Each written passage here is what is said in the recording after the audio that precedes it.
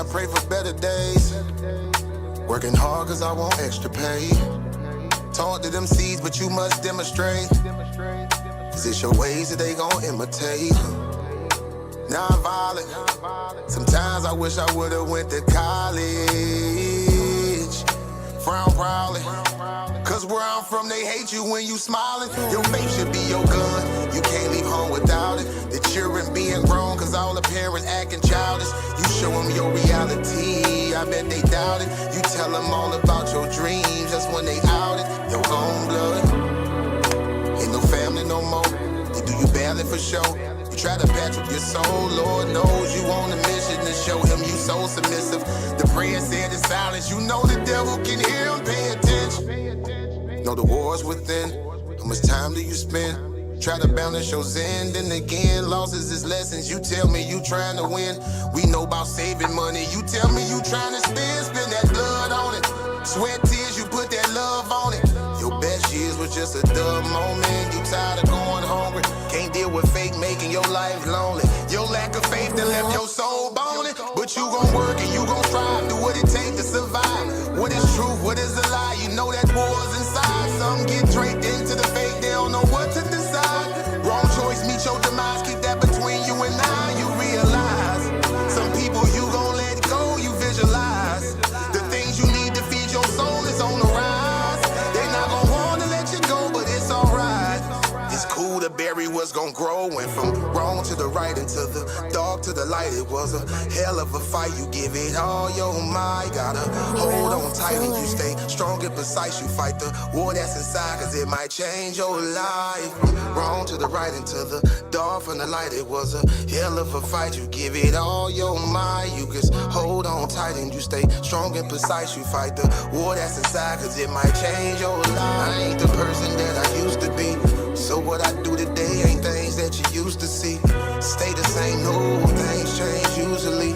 Some folk I may know might get reintroduced to me. Yeah, I ain't the person that I used to be. So what I do today ain't things that you used to see.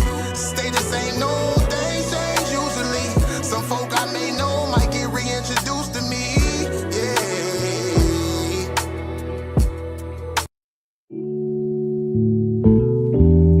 Yeah. Don't be stressing on the dumb shit, cause God is gonna make a way. Just keep going and keep your faith, so you can win this race. This race called life, yeah, yeah. This race called life. This race called life, yeah, yeah. Race called life.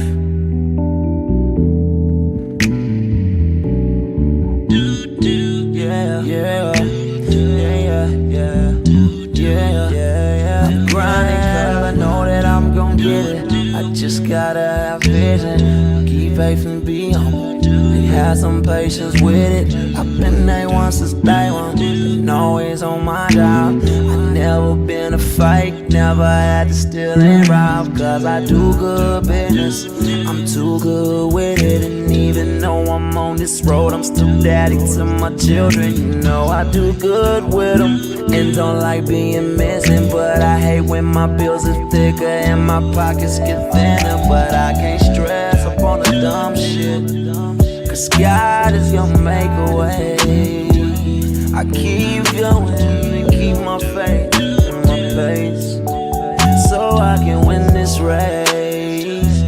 Win this race called life. This race called life. I'm just trying to win this race called life. This race called life.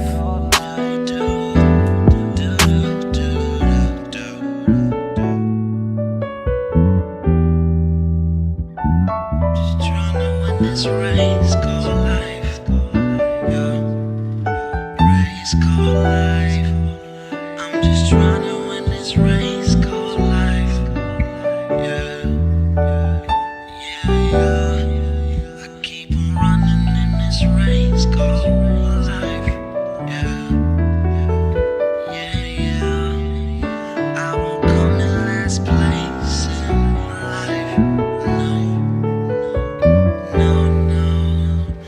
I'm just trying to win this race called life.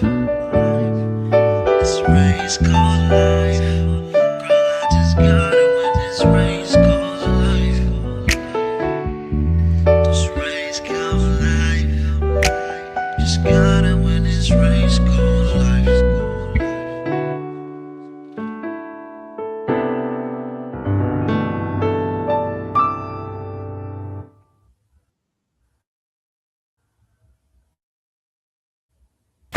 Attention all debate fans. You've been watching, you've been arguing, you've been picking sides. But now it's time to level up. From this point forward, all debates on this platform are going members only. That means the hottest clashes, the wildest arguments, and your favorite personalities going head to head will only be available to subscribers.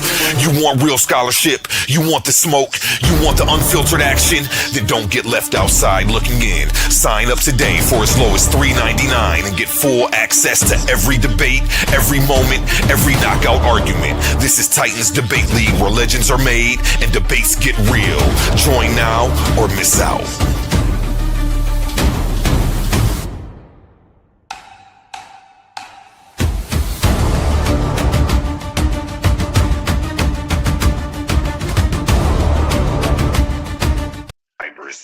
You want real scholarship. You want the smoke. Oh, you gotta mute out a little bit. Shazak. Yeah, you got an echo back there. I could hear the commercial. Yes, and if you haven't become a $3.99 member, make sure you do that so you don't miss out on any of that debate action. And let's get straight into it. Welcome back to the Coliseum of Arguments, presented by Titans Debate League, the arena where ideas clash, worldviews collide, and no question is off limits. Tonight, we have a very special guest in the building. Joining us is one of the most recognizable voices in the Hebrew Israelite community, a respected scholar, seasoned debater, teacher, and leader, Officer Kazak of ISUPK, Florida, known for a sharp command of scripture, his fearless defense of his beliefs, and his powerful presence on Bigo. Officer Kazak has spent several years engaging in some of the most challenging. You got to mute out. You got to echo.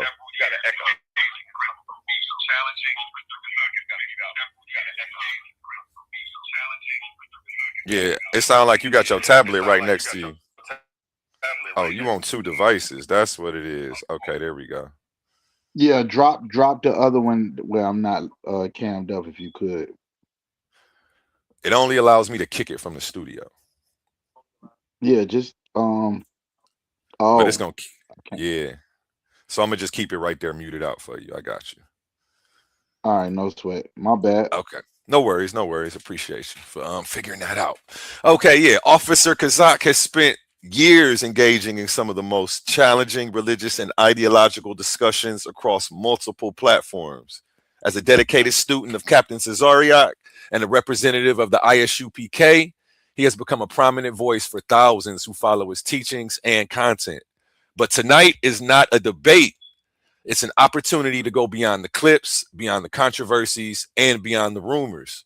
We're bringing your questions directly to the source, from theology and history to culture, leadership, and the beliefs of the ISUPK. Nothing is off the table tonight. Whether you agree with him, disagree with him, or you're simply curious, this is your chance to hear from the man himself.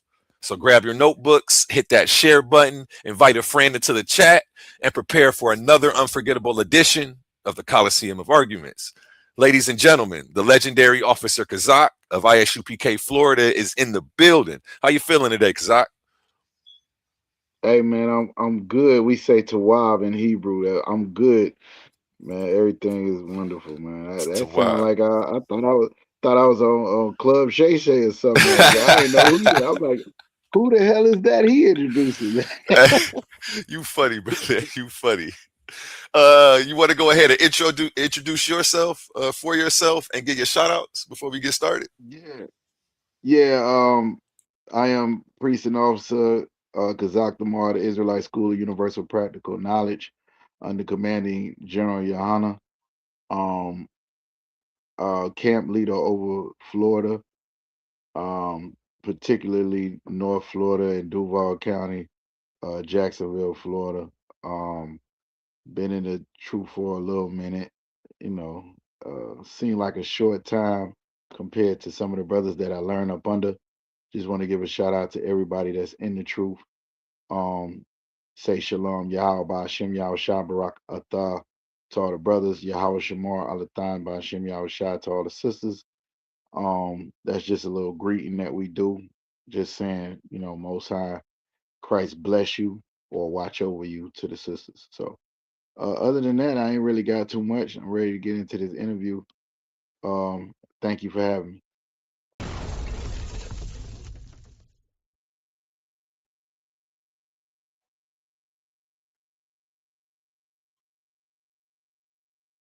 You there? Oh yeah, appreciate. My bad, I was muted. Appreciate you pulling up tonight, brother. We're honored to have you here to answer some of these questions that everybody's been sending over.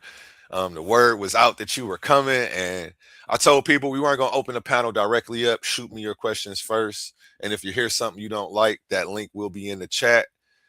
And you could come up and ask some questions for yourself as well. No ambush and no animosity. We're going to keep the decorum high tonight. So if anybody pulls up, make sure you have your decorum on 10. But let's get right into it for real. What is the core message of One Rest Hebrew Israelite teaching? Um, I think what you'll hear us say more than anything is that blacks, Hispanics, and Native Indians of Indian and Negro descent, predominantly in North and South America, but scattered throughout the four corners of the earth, are the true biblical Jews of antiquity.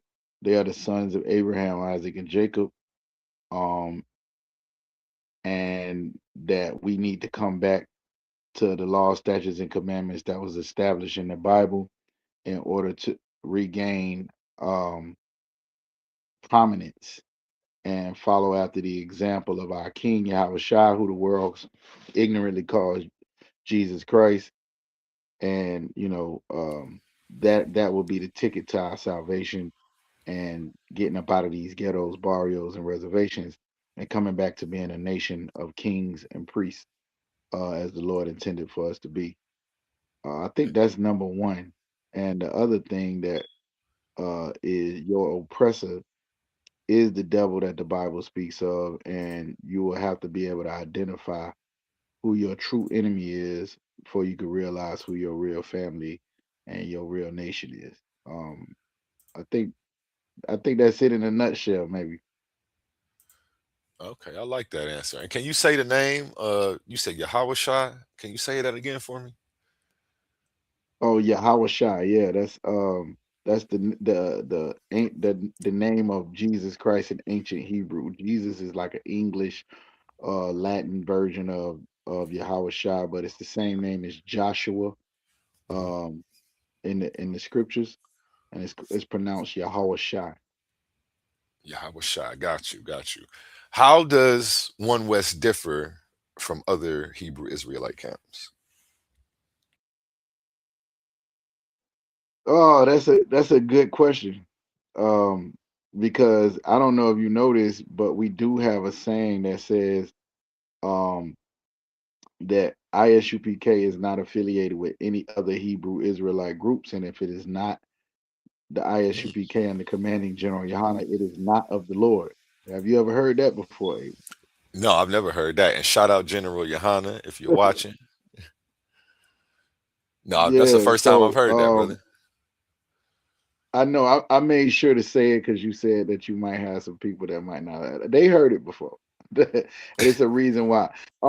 What the question that you asked, the reason, I mean, what separates us from other Israelites is there's one body of Christ, particularly one faith, one baptism. I like to go into the scriptures, so I'll quote them, and if you need me to grab them, I will. But inside the scriptures, you'll see when Christ steps on the scene, right? You have the the Pharisees, you got the Sadducees. These are different sects of Israelites that existed. You got the Pharisees, the Sadducees, the Essenes, the Ebionites, you got the Sakari, you got all of these different groups. Mm. You got John the Baptist and his disciples, and then Christ step on the scene and say, all of y'all got it wrong. There's no way to the Father but through me. Now, that's a very bold statement. Hey, what you know what I'm saying? I'm sure they like who this nigga think he is. You know what I'm saying?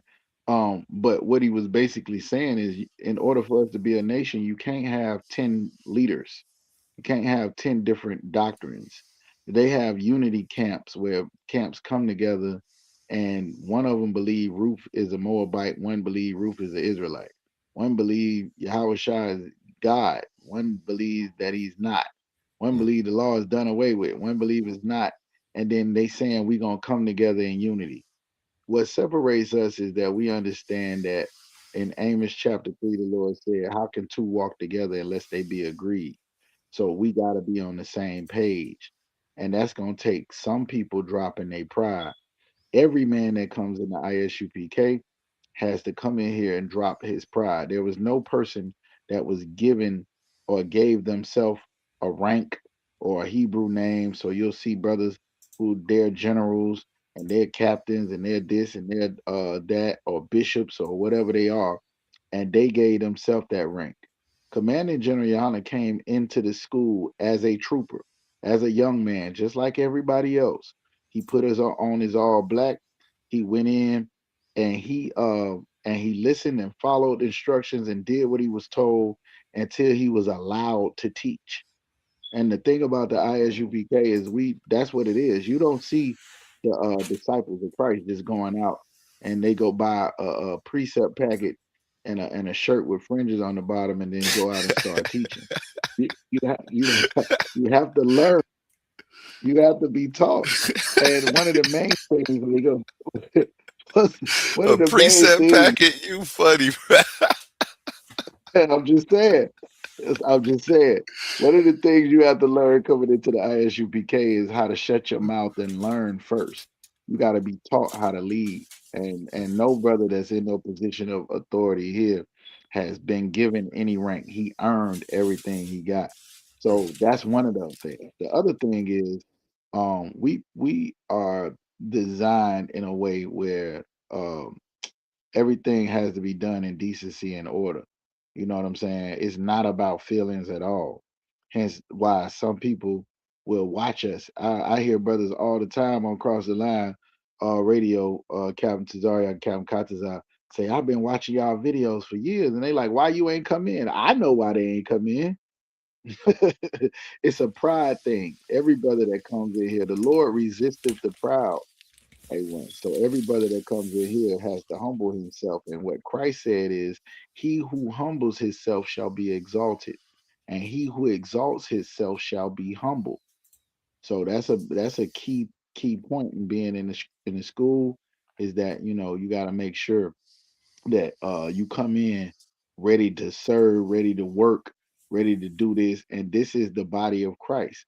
Meaning, like, we can't have anything that misrepresents God, misrepresents the Bible going on in this house. And if it is, we got to get rid of it. It's got to be handled appropriately. It's not like we're not dealing with people. Of course, anywhere you go, you're going to have somebody who thinks they can just come in and break rules. Well, we don't allow that to happen in the ISUPK.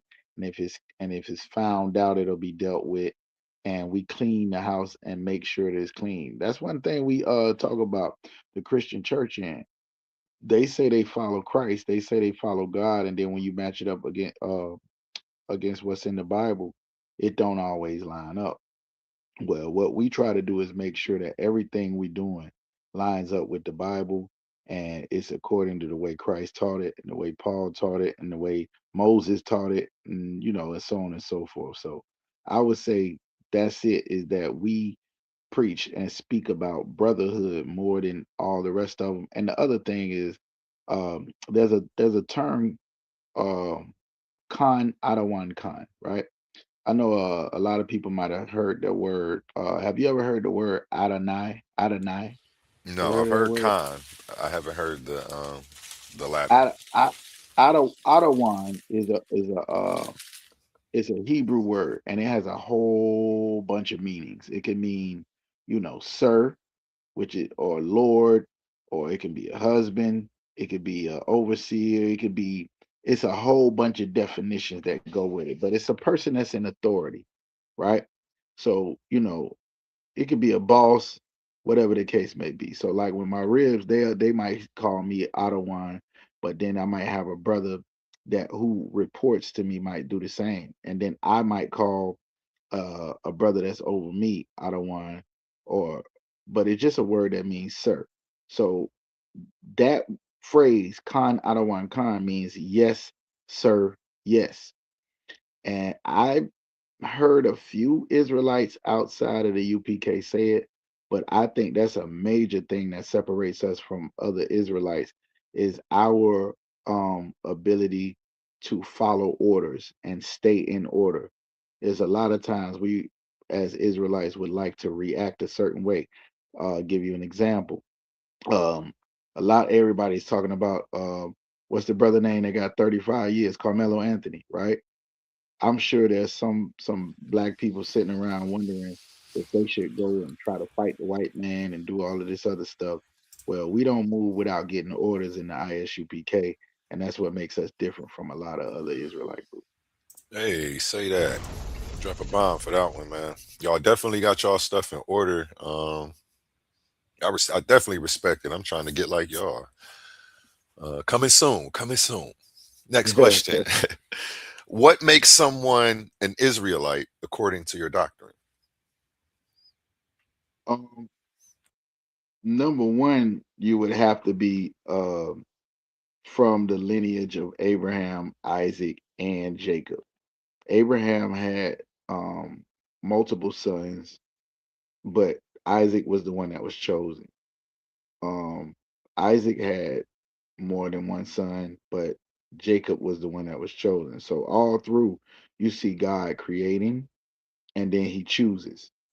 Right, being an Israelite starts with a bloodline, and there's only one group of people on the planet that don't know who their bloodline is, and that's blacks and Hispanics, Native Indians. We don't know where we come from. When you start talking, some of us say we come from Africa, some of us say we indigenous, some of us say we're from all over the place. Where you from, A1? Cleveland, Ohio. And I know that's right. yeah, I should be filming tomorrow with some ISUPK Cleveland brothers. They're gonna be hitting the Yeah, streets, and I'm about to try to make sure that I'm down there to get some footage and some interviews.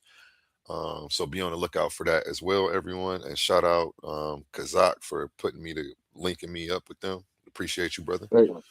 Shout out to the new camp leader down in Cleveland, Officer a Warrior, Officer 5000 a Warrior, and his Captain Hadar from out of Detroit and Captain Mawakwa, who runs the entire Midwest. They're gonna all be down there tomorrow. So you, Lord allow, you'll get an opportunity to meet them brothers who built up the Midwest when there was no ISUPK in the Midwest. That's I don't know, A1. I'm kind of long-winded.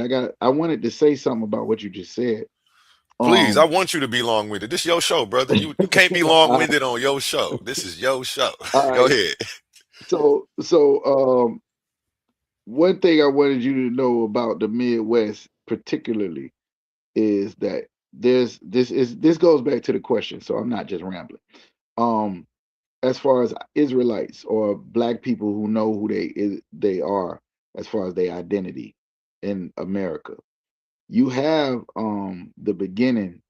You have these Black guys who go and study up under the Jewish man, and they actually even become rabbis.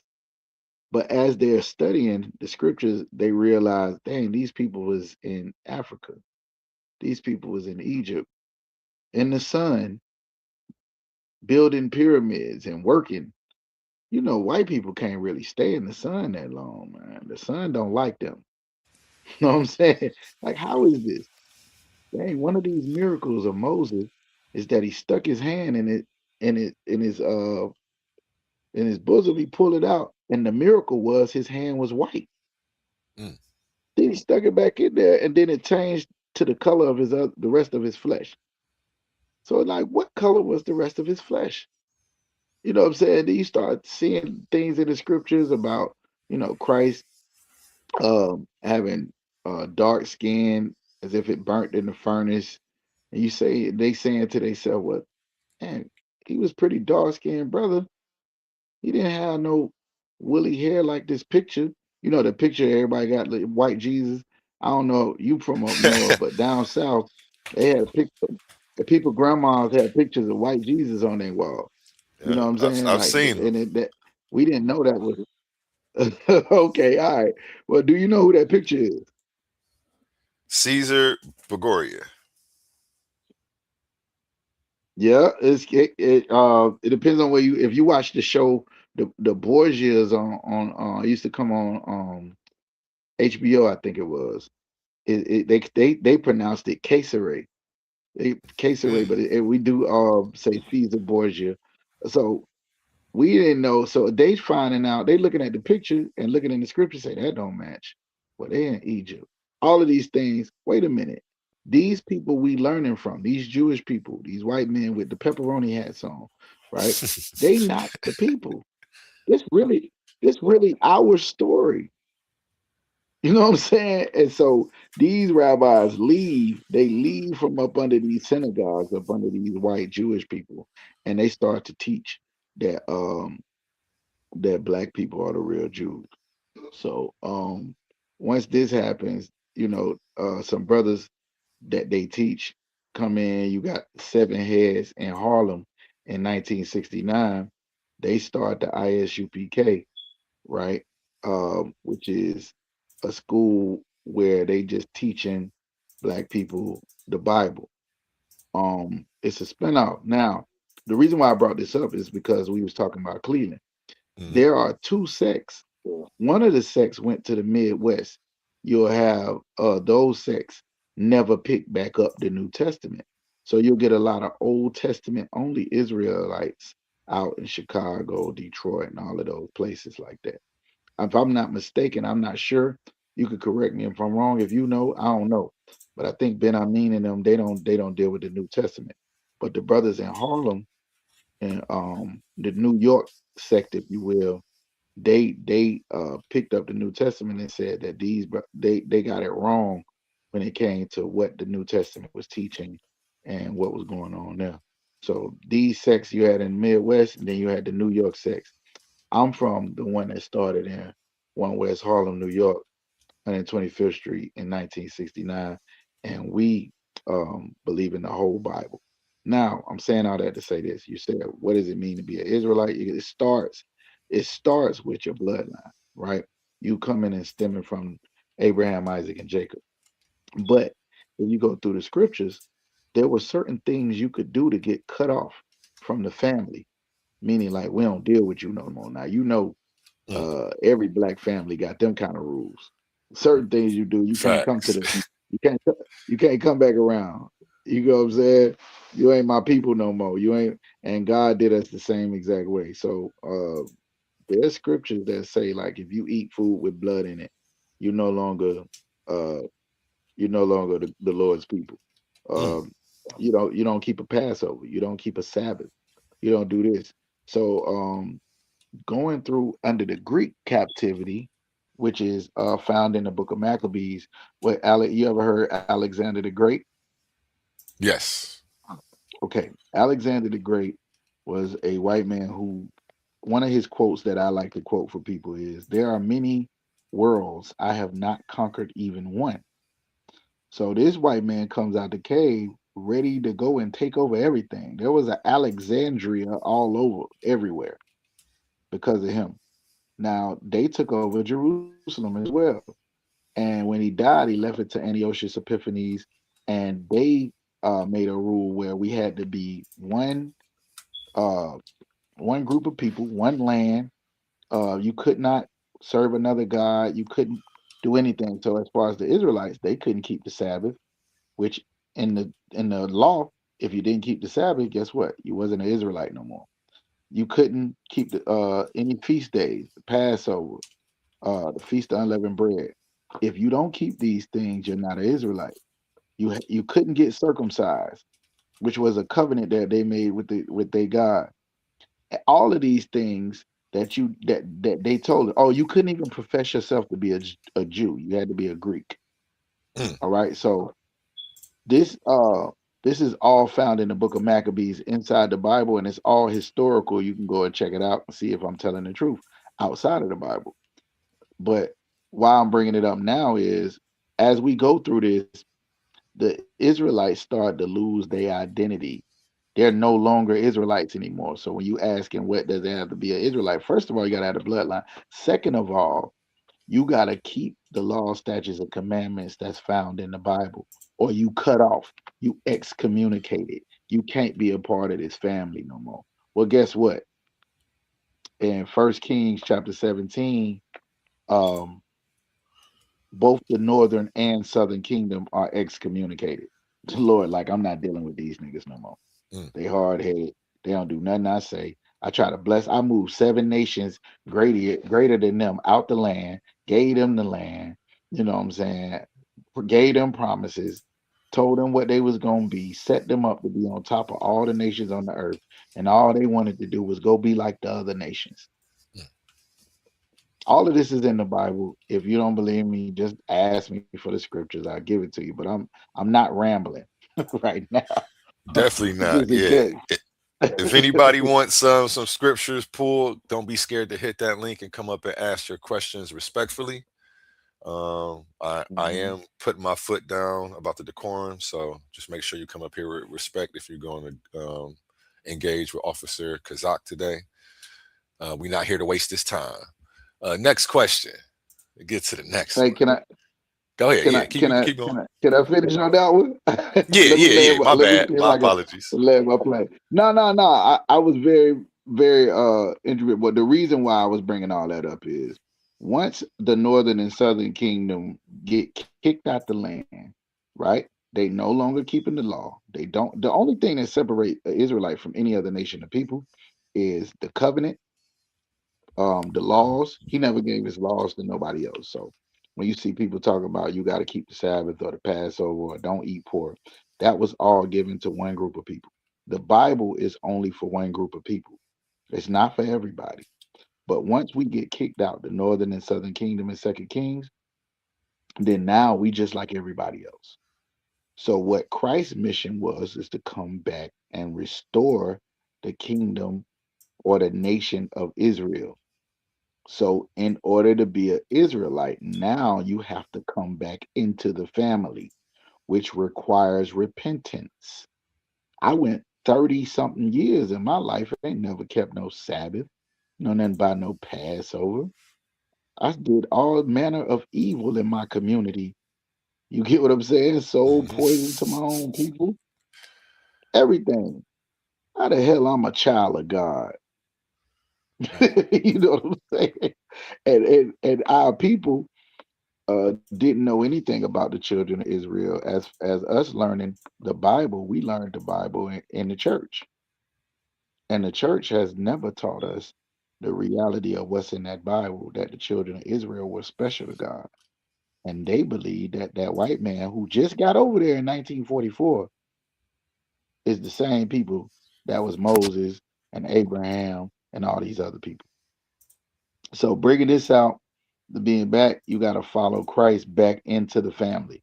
You got to repent. You know what I'm saying? You got to come back, keep the law, statutes, and commandments in order to be a real Israelite. Otherwise, you just a person with the bloodline, but you still a Gentile, if you will. mhm. All right, now I think I got it now. Understood. Understood. Next, got you. Um, can a non-Israelite be saved? Um, short answer is no. Um, long answer, which I got a lot of them, is Give me the long one. Give me the long saved answer. from Pause. Give me the long one. saved from the they can be saved from death, but the salvation uh that's in the Bible or that comes from Christ is very clear. If you go to Psalms 83, it'll talk about all these nations. It'll talk about, the Edomites, the Jebusites, the Ishmaelites, the Hagarenes, Moab, and names some African countries. All of them were confederate against the Israelites. They said, "Come, let us cut them off from being a nation, that the name of Israel will be no more in remembrance." And that's what's been our plight. Because we went against the Lord, we went into captivity after captivity. I mean, Assyrian captivity, Babylonian captivity, under the Persians, under the Medes. All this is documented in history. They had the same people up under them, under the Greeks, under, and we at the bottom of America right now, being the greatest people on the planet. Why in the world would we be at the bottom? There's nobody smarter than us. There's nobody stronger than us. Nobody run faster than us. Nobody can live. You know what I'm saying? Like, why are we at the bottom? It's because of our disobedience to our power. We wanted to go and serve the other gods. You know why? Because those gods had less rules. No, you got you look at your pops and say, "Well, my pops don't let me go nowhere. He won't let me go outside. I got to be in where the street lights come on." But Bobby or Johnny and them, they get to hang out past 9 o'clock. They come in what they want. Then when you see when you graduate, you go to college, and Johnny and them who could stay out is going to jail and prison. Then you see why, or getting shot because they out there. Mm. Then you see why you had those rules. But the Israelite God is that way. Our Father gave us rules to save our damn life, but we just wanted to have a less lenient power over us. So we served the other gods. When you start talking about the other nations don't need salvation because they were never giving those rules. They were never given the punishment for not following the rules either. What we're being saved from is the all the nations that hate us being oppressed by other people, not being able to serve our God. And if you go in Luke 1 and 68, it says that. It says that we're being saved from our enemies and all of them that hate us, all of them that hate us, so we can be put back in a position of power and authority and might. Because us, with our disobedience, all that might and power has been taken away and given to other nations. So when we talk about them salvation, we talking about being saved from them. How they gonna be saved from them? You know what I'm saying? They the Facts. problem. The other nations is the ones that, I mean, come on, man. Right now they gearing up for World War III. A1. Chinese got Chinese. Um, what's their name? South Korea, North Korea, Russia, Iran, Israel, America. All of them got armies. What do the blacks, Hispanics, and Native Indians do? We got an army. The World War No, ain't got no. not right now. God is put making this world war happen. So these people with this power and might that's been destroying his people, they're going to destroy each other. That's what it is. So that we don't have to serve them anymore.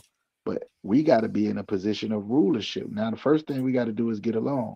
So when you saying salvation for other nations, their salvation is not dying. They absolutely will be in the kingdom of God because that kingdom is going to be on earth. Remember, Christ had us praying that thy kingdom come on earth as it is in heaven. That kingdom that we looking for is going to be on earth and it'll be ruled by niggas. Ain't that something? Mm. Yeah, their salvation will be to serve in that kingdom. They don't have to die in the Third World War. They don't have to die from thermonuclear. The ones that's left over in Isaiah chapter 60, I'll quote the scripture, and Revelations 21, it says they're going to bring everything they got that's valuable into the Israelites and they're going to serve just like we served them. That's their salvation, to be served. You cut off after served. That's their salvation, to be servants. Servants. Okay. Understood. Yeah. Understood. What is the purpose of Israel in God's plan? Well, originally they were supposed to be like a go between. God always had a mediator. You don't go directly before him. Even the Israelites, um, was supposed to be a mediator between God and all the other nations. However, we wanted to be like all the other nations because it gave us more freedom to do what we want. If our God say we can't get high, you love to get high. You can't sleep with hoes, you love hoes. You can't do this, you can't do that. And the other nations are doing it now. Even right now, we just want to be like them. And our purpose was to show them how to please the God of the Bible, if you will. So they supposed to look at us and say, all right, as a matter of fact, I don't know, if you wanted to get into some scriptures, but I can read it for you what I'm saying. It might be better. But our whole point, the point was I'll pull up the for scriptures and share them on the screen so everybody can follow along at home. And you can, if you're reading out of a Bible, that's cool though. But I would like to share it on the screen so everybody can see exactly what the text is saying. all right. So in Deuteronomy chapter 4, I believe it's 5 and 6. Let me get Let me that see. up right now. And it's a lot of brothers that's real cold in the school with knowing where all the scriptures are. That's not my strong point, but I do know what they say almost verbatim. But I have to You find said it. Deuteronomy what? So yeah, 4 and 5. And I'm gonna Gotcha. read down, and this kind of gives you an idea of what was supposed to happen. Deuteronomy 4 and 5 says, "Behold, I have taught you statutes and judgments, even as the Lord my God." This is Moses talking. "Even as the Lord my God commanded me, that you should do so in the land whether you go to possess it. Keep therefore and do them, for this is your wisdom and understanding in the sight of the nations." So he's saying the laws that I'm giving you is your wisdom and understanding in the sight of the nations, which shall hear all these statutes and say, surely this great nation is a wise and understanding people. That's what they were supposed to say about us.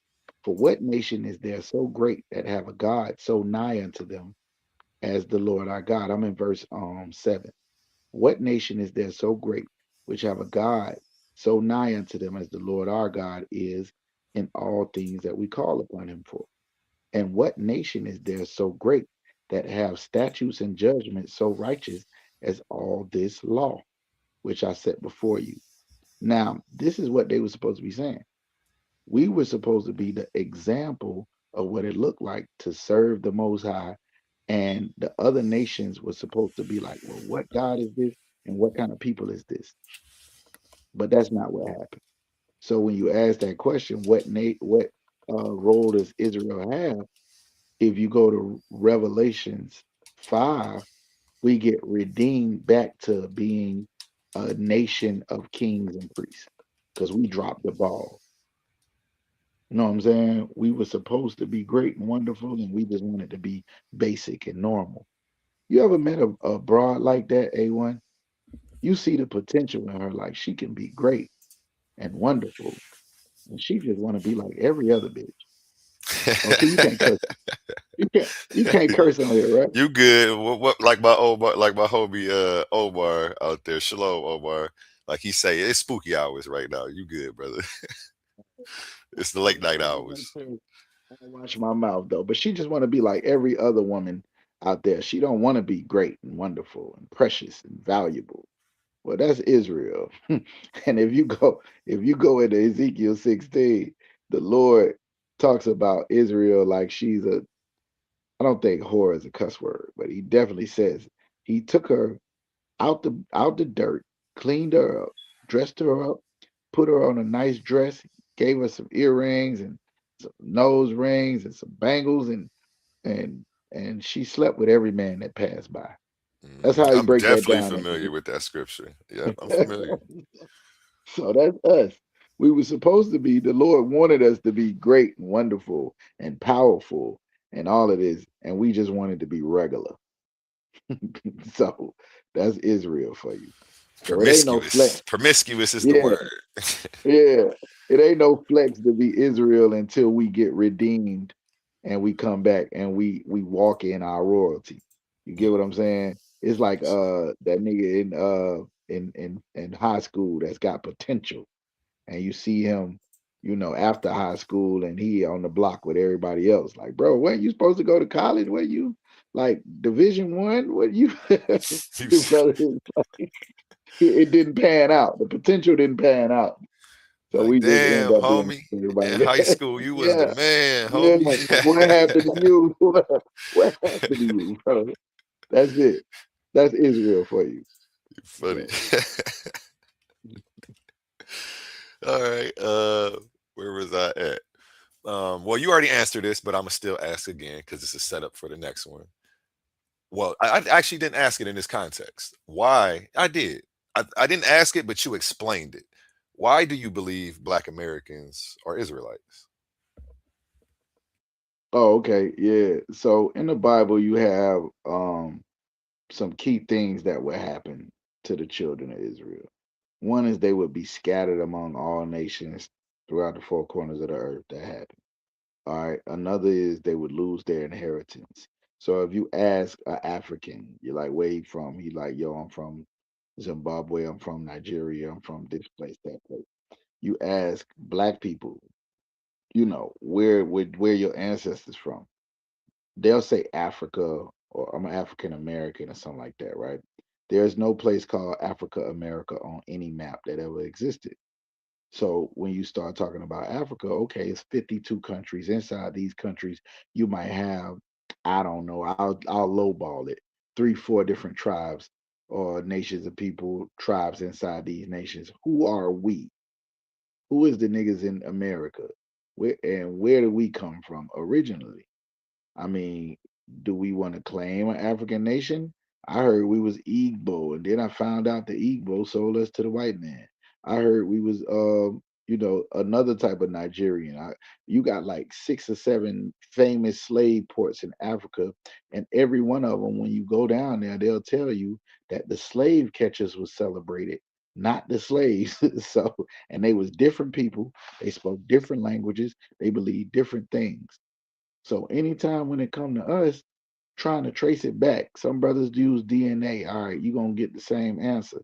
They're gonna tell you, everybody that black that turn in the DNA, you got some type of West African ancestry that's coming along. No, they never gonna tell you indigenous to America, even though it's more black people here than anywhere else. I'm talking about Negroes when I say black people. So when you ask why do we think that is, the scriptures say these people are hard headed, stiff necked.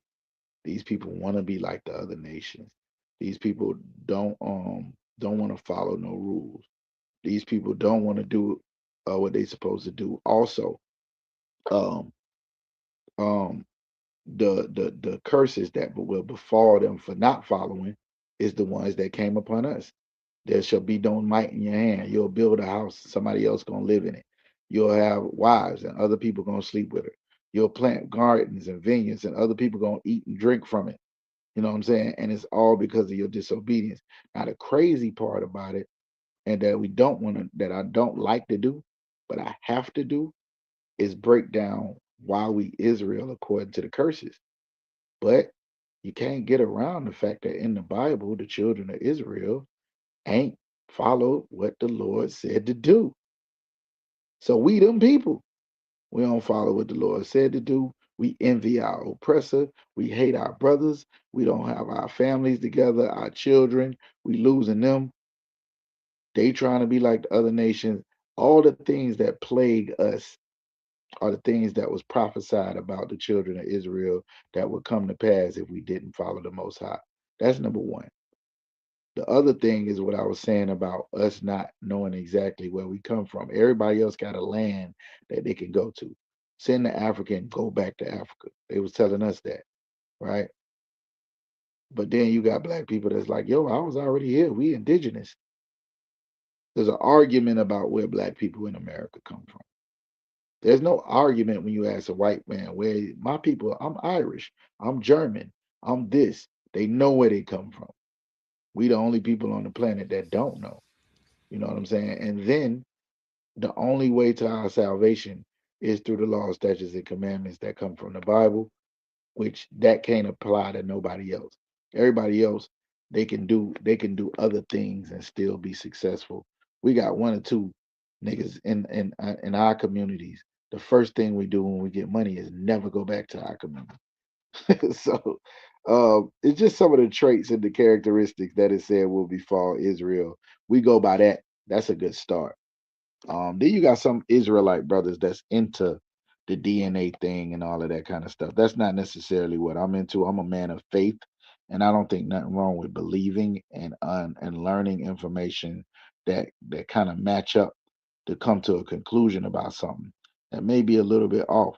And the other reason, A1, is because we know for a fact that the people that's over there in Israel now are not the people, and that the people were dark skinned people. Um, so that's another reason. Hey, okay. And well, you already answered the next question. What evidence convinced you personally? Unless you wanted to add something to that one. Well, um, that's, that's a good question. Well, the evidence that convinced me personally is when I heard it, it was something I never heard before, and I was a skeptic. So as I kept digging and digging and digging, um, I ran across like the Hyksos. I ran across these people in Egypt, and I'm like, nah, this way too far back. So if you go to when we was in West Africa, um, I remember it was a lot of debates about this, and some people might call it. I know they use that word pseudo a lot.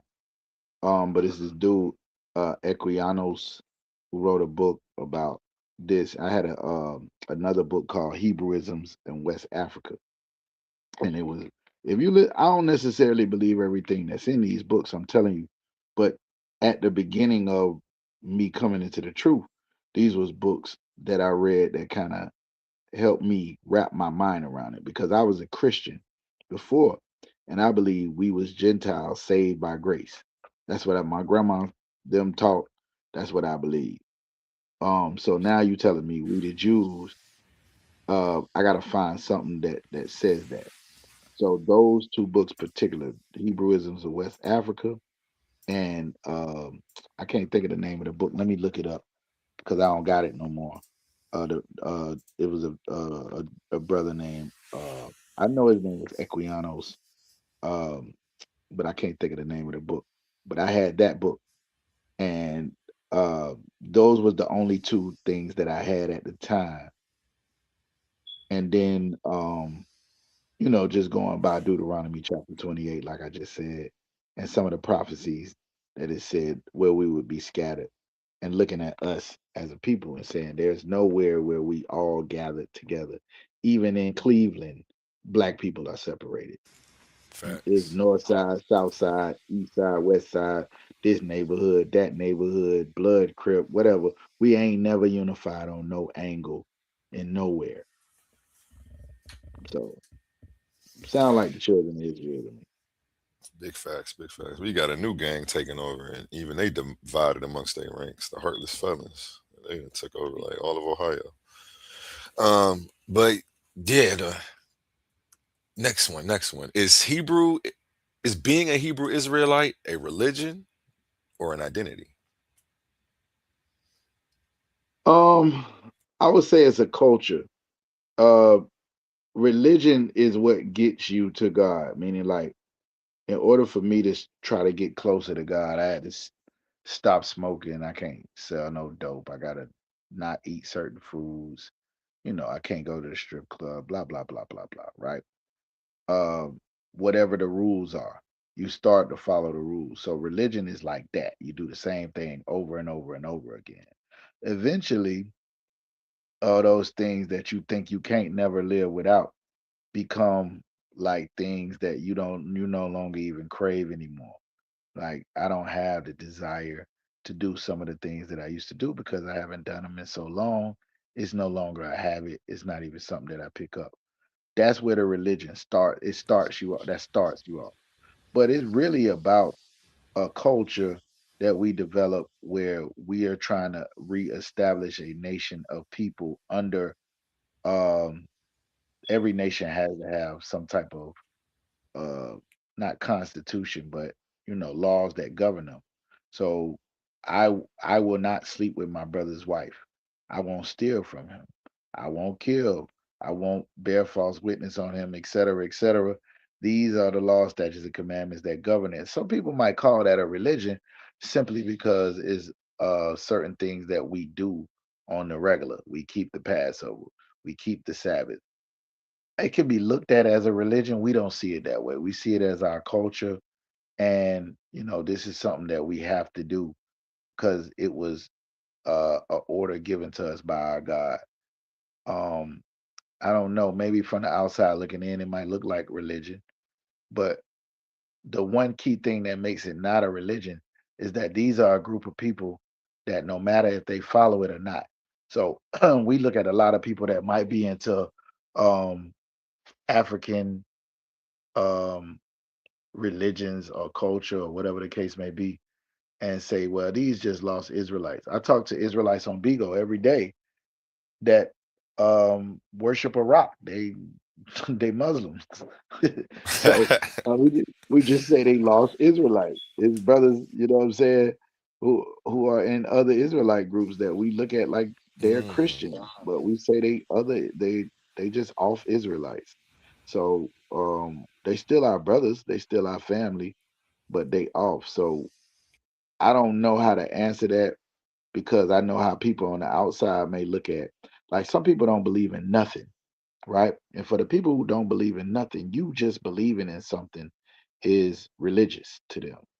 So I can say no, because I don't look at it like that. But I think I would understand how other people outside could look at it and see it that way. Amazing answer. That's an amazing answer. What's the biggest misconception about your beliefs? Um, that is all about the white man. Um, Talk we talk we to me. we talk a lot about race in America because that's a social construct here in America that we black people been oppressed in a lot of things for a long time. So we talk a lot about it because it's like the elephant in the room. Know what I'm saying? Hmm. However, our issue is more so with us. Like, we gotta learn how to treat each other, and we don't have to worry about our oppressor. If we could do listen, what I'm telling you is what A1 knows how to do, what Humble Mystic knows how to do. Between the three of us, if we could learn how to treat each other to where we had some type of bond, we wouldn't even need to worry about our oppressors. The problem is that we're separated and we're divided. So our oppressor becomes the major focal point in what's going on with us, what our problem is. But the reality is, it's really us. We got to fix us, and then we could worry about everybody else. So as we talking about what's going on, for instance, if we just start talking about all the hate and oppression that we face in America, the key point people miss is that if we learn how to love each other, it ain't gonna matter who hates us because we'll overcome that. And I think that's Facts. the major thing that gets swept under the rug because we talk so much about the things that happen to our people. People think that's all it's about. But our major goal to get you and other brothers to see each other as brothers and to learn how to live amongst each other. And I think we got all the talent, all the capabilities, and all the power to stand on our own without even have to worry about no other nation or people. But separated, they become the biggest thing and the biggest hurdle. So, Amazing answer. Let's move into some history. What's the strongest historical evidence that African Americans descend from ancient Israelites? that's a good question. Um, to me, is the revolts. I got about maybe 20 to 30 revolts, and all of them were inspired by the Bible. So when you go to like Harriet Tubman, they called her Grandma Moses, Nat Turner. He said that the Lord told him that go save God's people, something like that. Like these things happen late in the game, right? And these people never professed themselves to be Israelites. However, they did find that the story that was in the Bible was something that they could use for the sake of fighting for their people. And I think we do the same thing here now today. And I think they did the same thing in the scriptures. It always seemed like we was fighting an enemy that was so big that we couldn't get past it. And I think we in the same predicament now. So it's almost like over and over and over again. You see these people at the bottom of Egypt. You see them at the bottom of Babylon. You see them at the bottom of Assyria. You see them at the bottom. Now you see who's at the bottom in America. You say, damn, these the same people. Got to be the same people. They got the same story. So some of the stories in the Bible actually mimic some of the things that we're going through now. You have taskmasters, you have the abortion clinics, killing our firstborn, et cetera, et cetera. To me, it's enough evidence. But I say this, A1, to somebody who don't believe, no amount of evidence is going to be enough. I ain't gonna be able to convince them because they're a non-believer. And to somebody who believes, no evidence is necessary. So when you ask me about what That was deep evidence right there. you ask, I mean, I hope so. I don't know if it was or not, but I just believe that. I seriously, I say it all the time on Bigo. Like, if you asking me, that those slave revolts is my evidence. It's enough for me. That's the biggest evidence that I have. You know, that those people got a similar story to us, and that they used it for you know them to inspire them to do something about their situation when it seemed like all hope was lost. You know what I'm saying? Just imagine them Israelites that was walking up out of Egypt, and you see that army coming behind them, and then all of a sudden they get across, you know what I'm saying, the Red Sea, and see that arm, the strongest and most powerful army, drown. At the end of the day, this is what we looking at now. How the hell black people gonna get out of here? Donald Trump ain't letting up. It's gonna take divine intervention to get black people up out of here. So, if nothing else, our revolt gonna have to be with our character this time because we built Black Wall Street, and the Lord wasn't with us. They bombed all of this stuff. You know what I'm saying? Put us right back where we was at every time. And I think it's because we wasn't together, and we was doing something without paying attention to our past.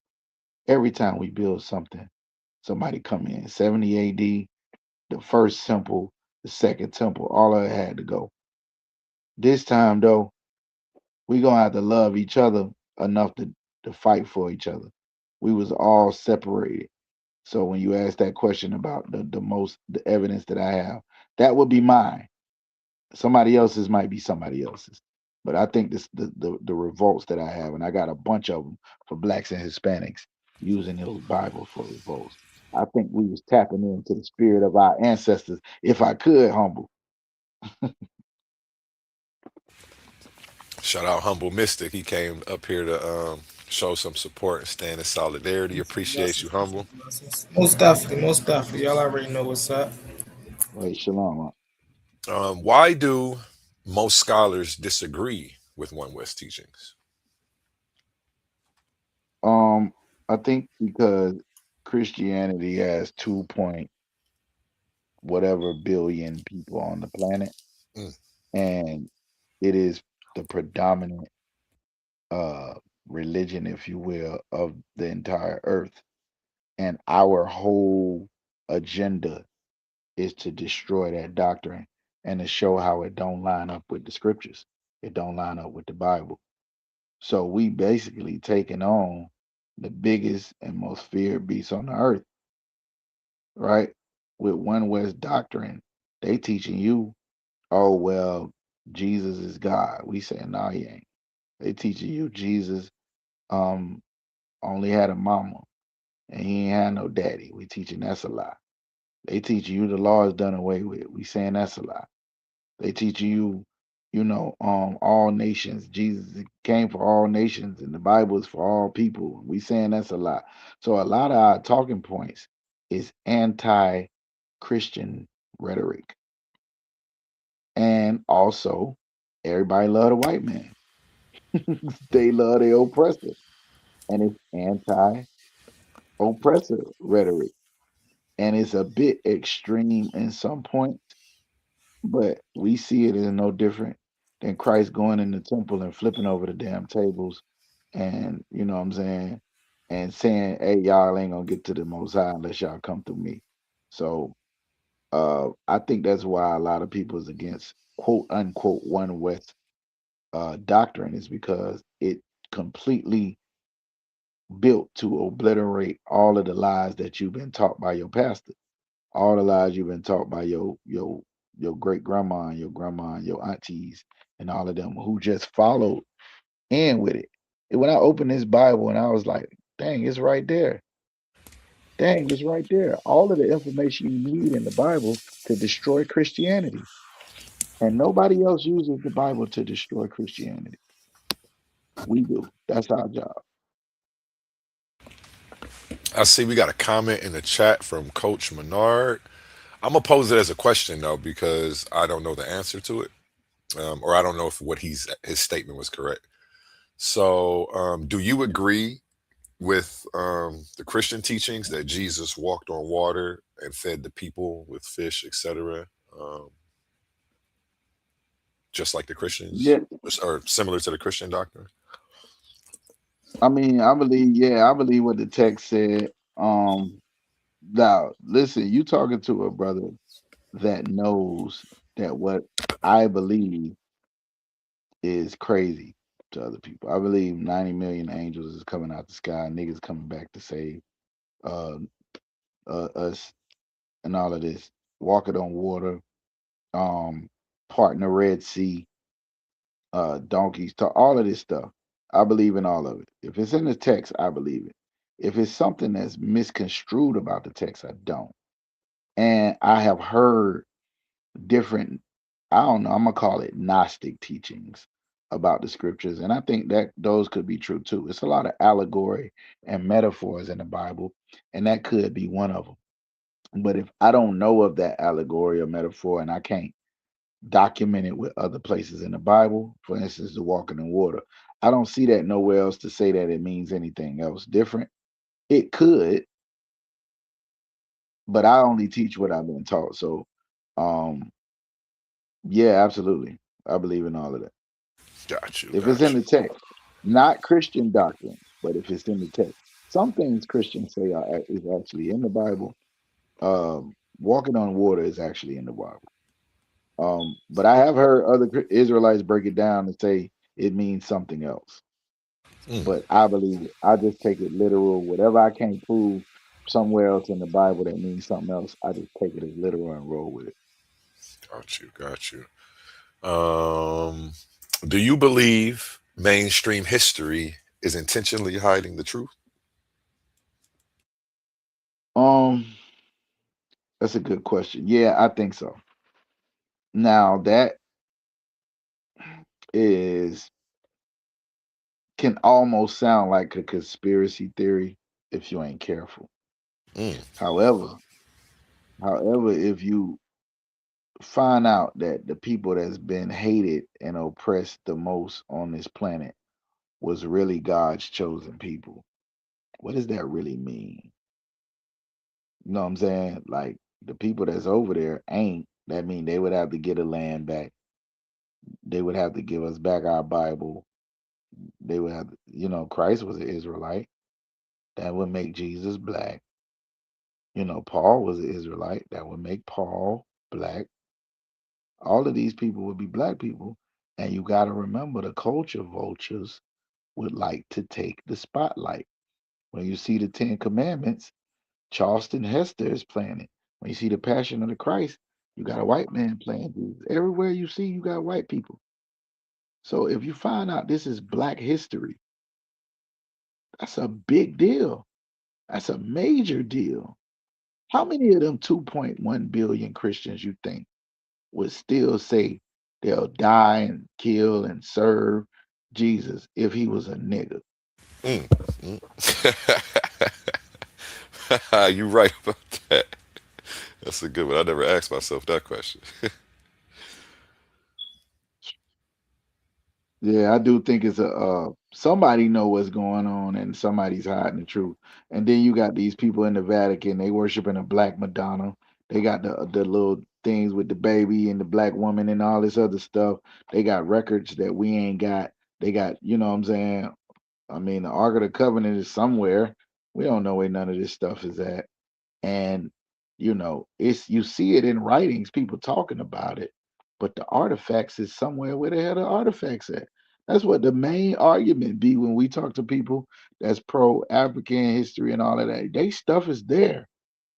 Where the hell is the Israelite stuff? We got little pieces and all of that.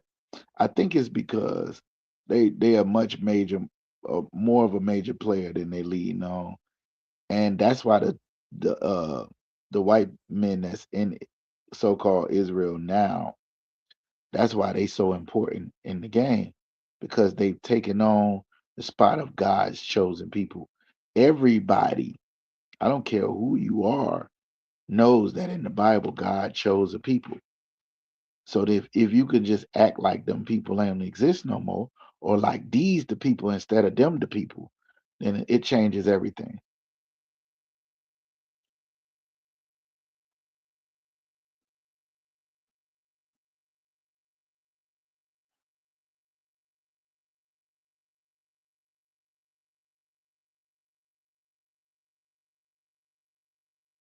Are you talking A1?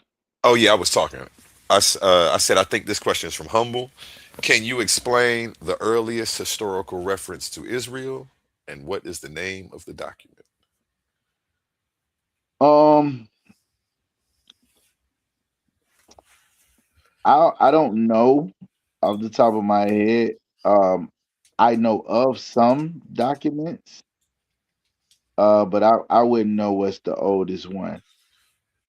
I'm one of the brothers that has not necessarily dive into the like the oldest historical reference, but I would think I would think it would have to be somewhere in Egypt or some type of stella or something like that. I would think, but I don't know for sure. I think just from listening in on all of the open panels and debates, I think it might be the Minerva Stele, but no, yeah, I say shaking his head. What's the name of the stele, the oldest one? Soleb inscription. Soleb inscription. Did I say it right? Yep, that's go from the time of Ramses. Okay. How do you spell that? What is it called? I just want to pull it up and I'm gonna Soleb, the save it. Soleb inscription with the Shasu of Yahoo. Soleb, Soleb, Soleb inscription. It's got Israel on it. No, that's dealing with the God What God? Yahoo. Yeah, which I would consider Yahweh or Yahuwah, whatever you like to pronounce it. But that's the oldest attestation for the God. Will be Soleb. Oh, what I was So you asking about I think wait, what was the question? Hold on, let me pull it back was up real what quick. was the oldest writings with Israel in Israel. it? Yeah, with Israel in it. Well, mentioning them. Yeah. What is the Um, earliest reference to Israel? And what would be the name of the document that we could find Oh, it in? okay, yeah. Y'all on track with the Renepta and all that. Yeah. Okay, yeah. See, I'll be listening. I'll be paying attention when they be talking. I ain't never looked it up myself, but I know they've been talking a lot about that Minerva Stele. So, uh, hey, I like that avatar over there. Okay, let's get to the next one. We got a few hey, questions in the chat. humble.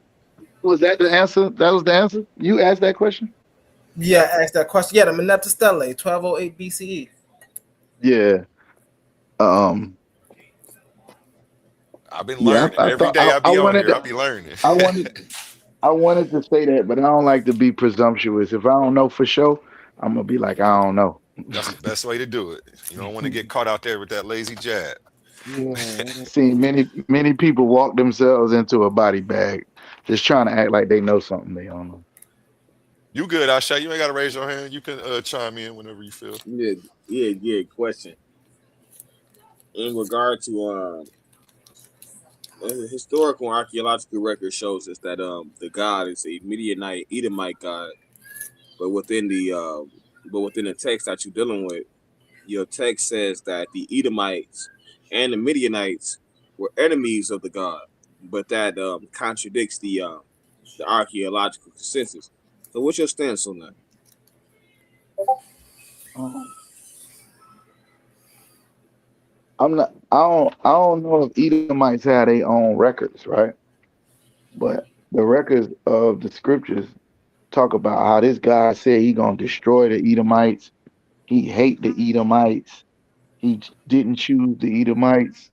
They sold inheritance and all of this that's in the Bible. So if you go to Obadiah, it's like every last one of them, something gonna happen to them. You know what I'm saying? That don't sound like it could be the God of the Edomites. But what I do know is a lot of people get the God, the Canaanite God, Yahweh, and they move from there.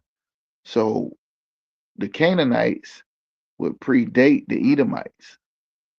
So is it a Canaanite God or is it a Edomite deity, or did the Edomites steal it from the Canaanites? I don't know. Here's what I do know. I do know in the text that I believe in, it talks about him destroying the Edomites and moving the Canaanites out the way for the children of Israel. So I think he's their God. We That know would be for a my fact position that on that. archaeological historical record, when we look at Mesopotamia, which is that's where Abraham's coming from. Correct me if I'm wrong. Abraham's coming from Mesopotamia. When we look at the Mesopotamian pantheon, we see no Yahoo, Yod, Hey, Why, Hey, nothing close to that. When we go into Mm, Canaan, which is where Abraham travels to, we have things like the Baal cycle, which features the deities that be in Canaan. And we still don't have this God. But in our oldest attestation for the name of your God, and that's what I was referring to when I'm talking about the soul level scripture, we do see that this Midianite, Transjordan, Edomite group, the Shasu of Yahoo, we do see them, right? And they're bearing the same name that we see the Elephantine Jews utilize, right? When they are setting up their establishment in their worship, they use the god Yahoo and his consort Anat Yahoo. And we also see a third, what we would consider witness and attestation to this same deity with the modern Jews. For even the name of the minister over there, his name is Netan what? Yahoo.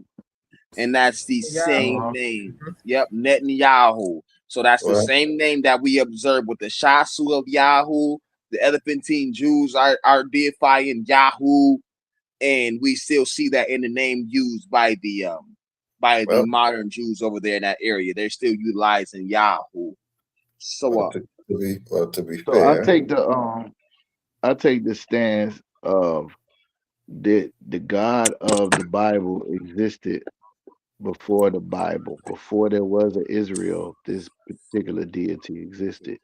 Now, who belonged to this deity or worshiped this deity before the Israelites? You probably be better at that than me. But here's what I do know. One thing he told these particular people is not to be like nobody else. Don't worship me like nobody else. Your customs gonna be different. Your dietary law gonna be different. I don't know if they was keeping the Sabbath. You probably know that. I don't know. I don't know if they was keeping. I know they wasn't keeping no Passover. I know that, you know what I'm saying? Like maybe some of the customs might have been the same. However, when it comes to the God of Abraham, Isaac, and Jacob, you know what I'm saying? This particular deity, according to the Bible, that's all I'm familiar with. I don't know about none of these other people you talking about. I don't know them niggas. Well, to be fair, the term Yah, who on the Soleb inscription is a toponym. It's not a description of a deity. That is the consensus. Now Wait a minute. What that mean? what you no, What this that is for mean? Asha. No, I'm Now saying this what's a toponym? I oh be trying to learn too though. it's a place name. It's not the name of a deity. It's a place Oh, name. yeah, one day So I'm gonna be one of them What smart Israelites. Everyone. One day. what's that mean, Ben? No, like a place name. Explain that to me. it is a place for for the Egyptians. It's describing the place that they are coming from. It's describing the area in which these groups are coming from. It's not used as, and you can, it's on the wiki page, by the way. It's not being used as like a determinative name for a deity, but it's used in the Kenite hypothesis. If you look up the Kenite hypothesis, that's what I say is pretty much describing these Midianite groups, Edomite groups. But it is an interesting hypothesis, but it's very outdated, and no Christian scholarship actually uses this anymore. What really is the case is that Yahweh, as it becomes a deity for these groups later, is a very historically elusive deity. So he's hard to track because he's not really well documented. And we're not even sure if it's a particular deity. You know, but that's a whole nother conversation. But I wanted to just add that. Humble Mystic, you Hey, if still I there? could, Humble Mystic, you still if I there? let me Just jump in real there real quick. quick, Ashay, Yeah, I'm to what here. he just said. Oh, you still there? So you remember earlier when we was doing that, when Bro, we was one having the second, same conversation? Shay. Hold on 1 second. We're gonna let Kazak get in there, then we're gonna let you get in there. No And problem. I know exactly where you about to go. Go ahead, Kazak. No, I was just gonna say to what the brother just said. Um, like when he's saying that he was an elusive deity, from my understanding, and y'all could correct me if I'm wrong. Yahweh could mean something along the lines of, like how they use Allah, meaning it's not a proper noun. It could be a title. I don't know that though. Y'all have to correct me on that, but I did hear that though. That's the thing too. That can be a title. Yeah. But permission to speak, right? Yeah. It's your turn now, Nasha. You good? Yeah. Right. When we was having the same conversation earlier, right? Humble. Mm-hmm. And we with the brother being eaten, that was the same stance that Pitbull was saying is the other side of the academic consensus, correct? Yes. And we found out by investigation that is the weaker side of academic consensus, and the stronger side of academic consensus that they were describing the deity. They was describing a deity. Yes. Absolutely. Okay. Yes. Okay. Well, I got a question. What's the stronger side of the consensus? I'm not aware. The stronger side of consensus that they were talking about the deity, the same deity that the Elephantine Jews are deifying, and the same I got deity you. that we see Netanyahu. Who's saying Excuse me, and the same deity that we see is utilized within Netanyahu's name. For when Netanyahu is saying Netanyahu, the Yahoo is him uplifting his God. For the same thing when we see in Elephantine, when the Jews are worshiping their God, right? They describe their God by Yahoo, and his consort is Anat Yahoo. This is the same Yahoo spelled the exact same way when we look at the Soleb inscription. I get what you're trying to do. Oh, I'm sorry. This is your. I'll just say this: I'm not trying to do it's anything. I'm not. just aligning up with academic consensus. Yeah, I got you, but you have yet to show me who's actually talking. Let's do it like this. Mark Smith and Cross is probably like the go-to scholars when we're talking about this. Maybe Francesca Stavrakopoulos. I'm wondering what other side of the consensus are you like? What are you? Who are you talking about? Who are actually saying this, and what data are you interpreting? Like, I want to understand, because if we look up the soul Get evidence back on scripture, these games, humble. And Time to then play after with this, them. I want to get back to asking yeah, no, I Kazak some want to, Get yeah, back questions, on but go these ahead. games. I won't even do it, but we can do it. We You might know, have to say that one for its own episode. That sounds like something it's interesting right open. there. Yeah, we can do it. We might have to get you two brothers together over here sometime this week. Um, yeah, where was I at? Oh yeah, okay. What is the most important prophecy supporting your doctrine? Because I Mm, that's a tough question. I got my favorites. I'll just say, for the sake of one West, I'll just say Jeremiah 23. Let me get there real quick and I'll read it real quick. Just the first part so you can get why I'm saying that. There's a lot of prophecies. I wanted to say Isaiah 11. Um, it talks about it, but most of them talk about the redemption. You know what? I'm fighting with the Jeremiah 23 and the Ezekiel 36. Ezekiel 36 is when I pull on Christians, but when I'm not around uh Christians, I would go to Jeremiah 23. Um, let me read it real quick.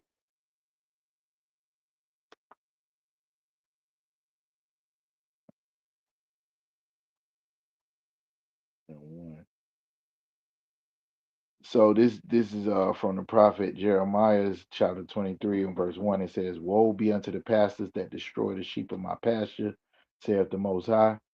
Therefore, thus saith the Most High Yahweh of Israel against the pastors that feed my people. You have scattered my flock and driven them away, have not visited them. Behold, I will visit upon you the evil of your doings, saith the Most High, and I will gather the remnant of my flock out of all countries, whether I have driven them, and will bring them again into their folds, and they shall be fruitful and increase.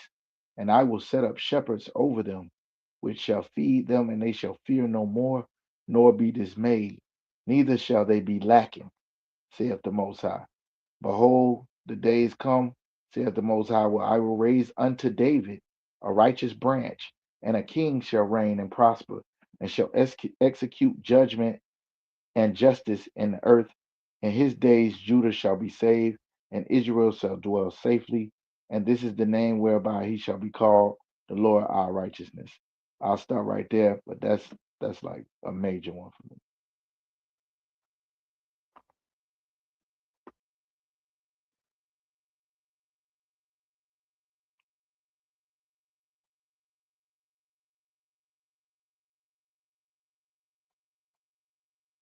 You there?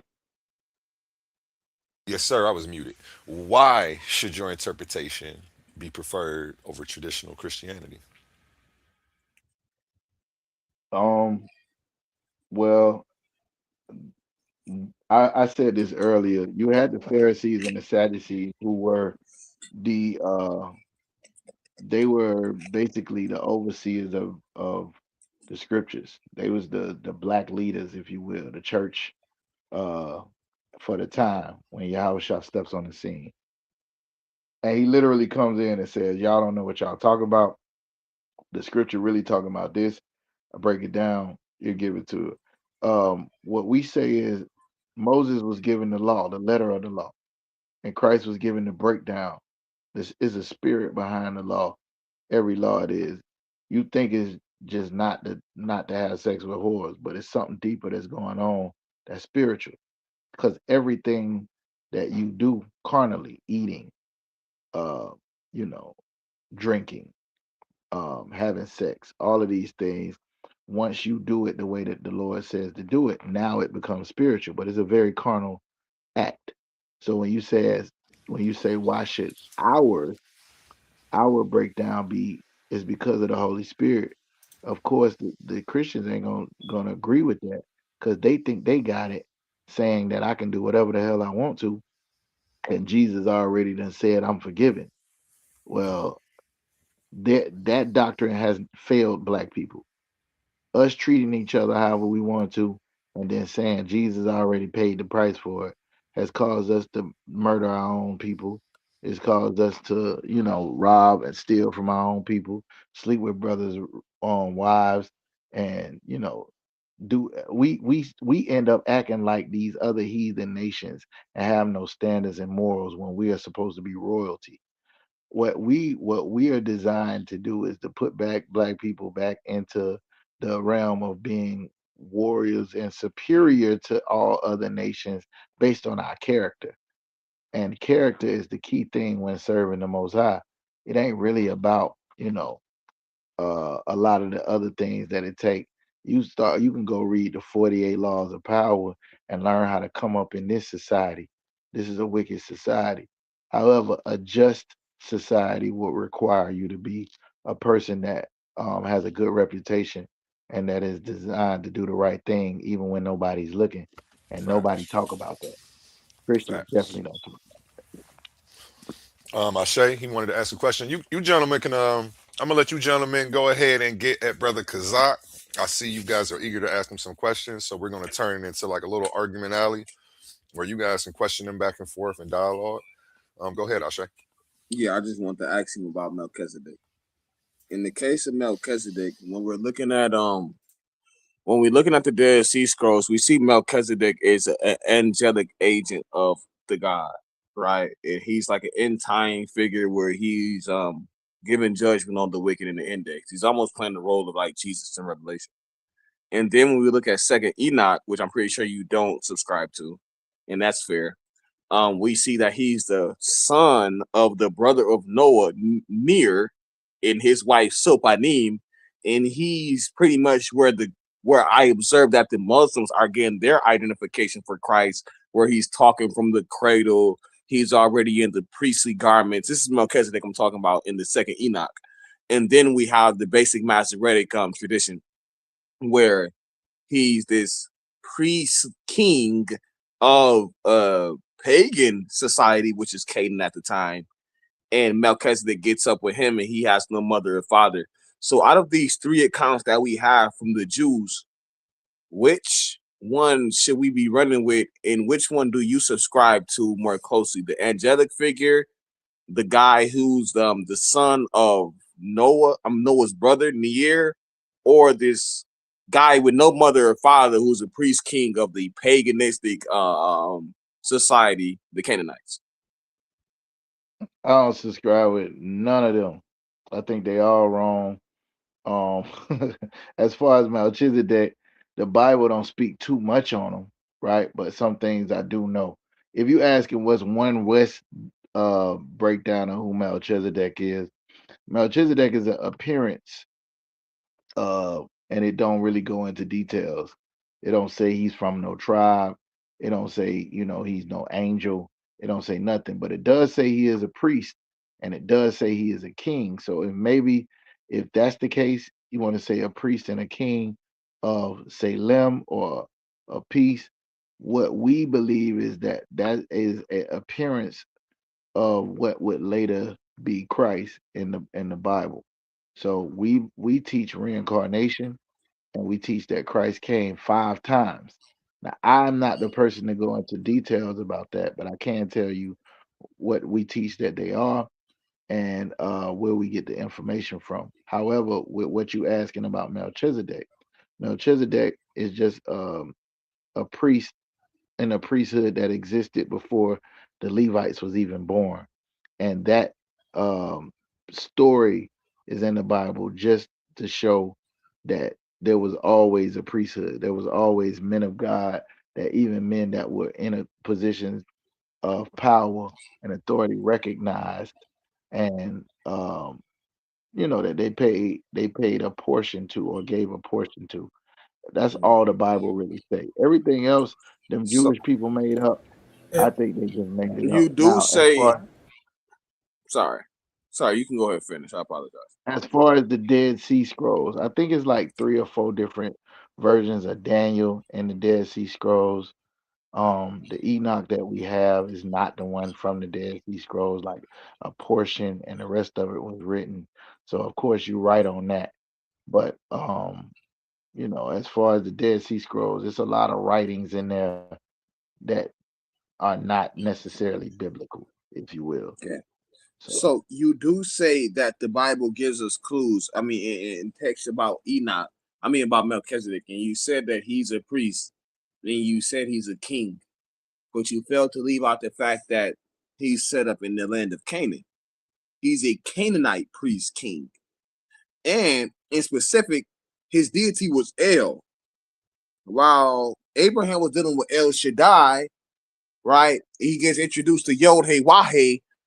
We don't see that Melchizedek is a priest king of Yod Hey Wahe. He's a priest king of the Canaanite god El, who we see featured in the Baal cycle. So you failed to kind of leave that out, and I was wondering why, because that's not something that the rabbis put in. He was literally a priest king in Canaan. So can you kind of like give us a understanding of why Abraham is following this pagan priest king? yeah, I don't know nothing about him being no pagan. As far as I know, he was um a priest after the same order that Christ came into. So for what you talking about, um, I think they made a lot of that stuff up. That's what I think. What I mean by that is I've heard theories of with the scriptures that say that you have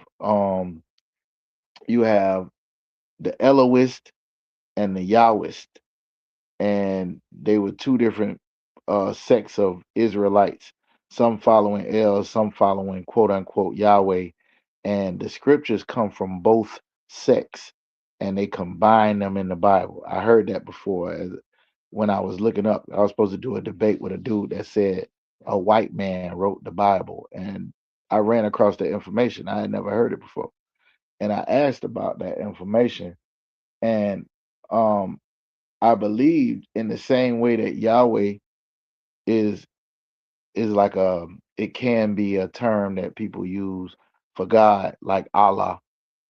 Um, I think El is the same way. Lord, it could be like Lord or something like that. So when you try to make it a proper noun in that sense, to say that this particular deity they follow here or whatever the case may be, I don't know. I can't walk with you on that. What I can tell you is inside the scriptures, the Most High wasn't dealing with nobody who ain't deal with him.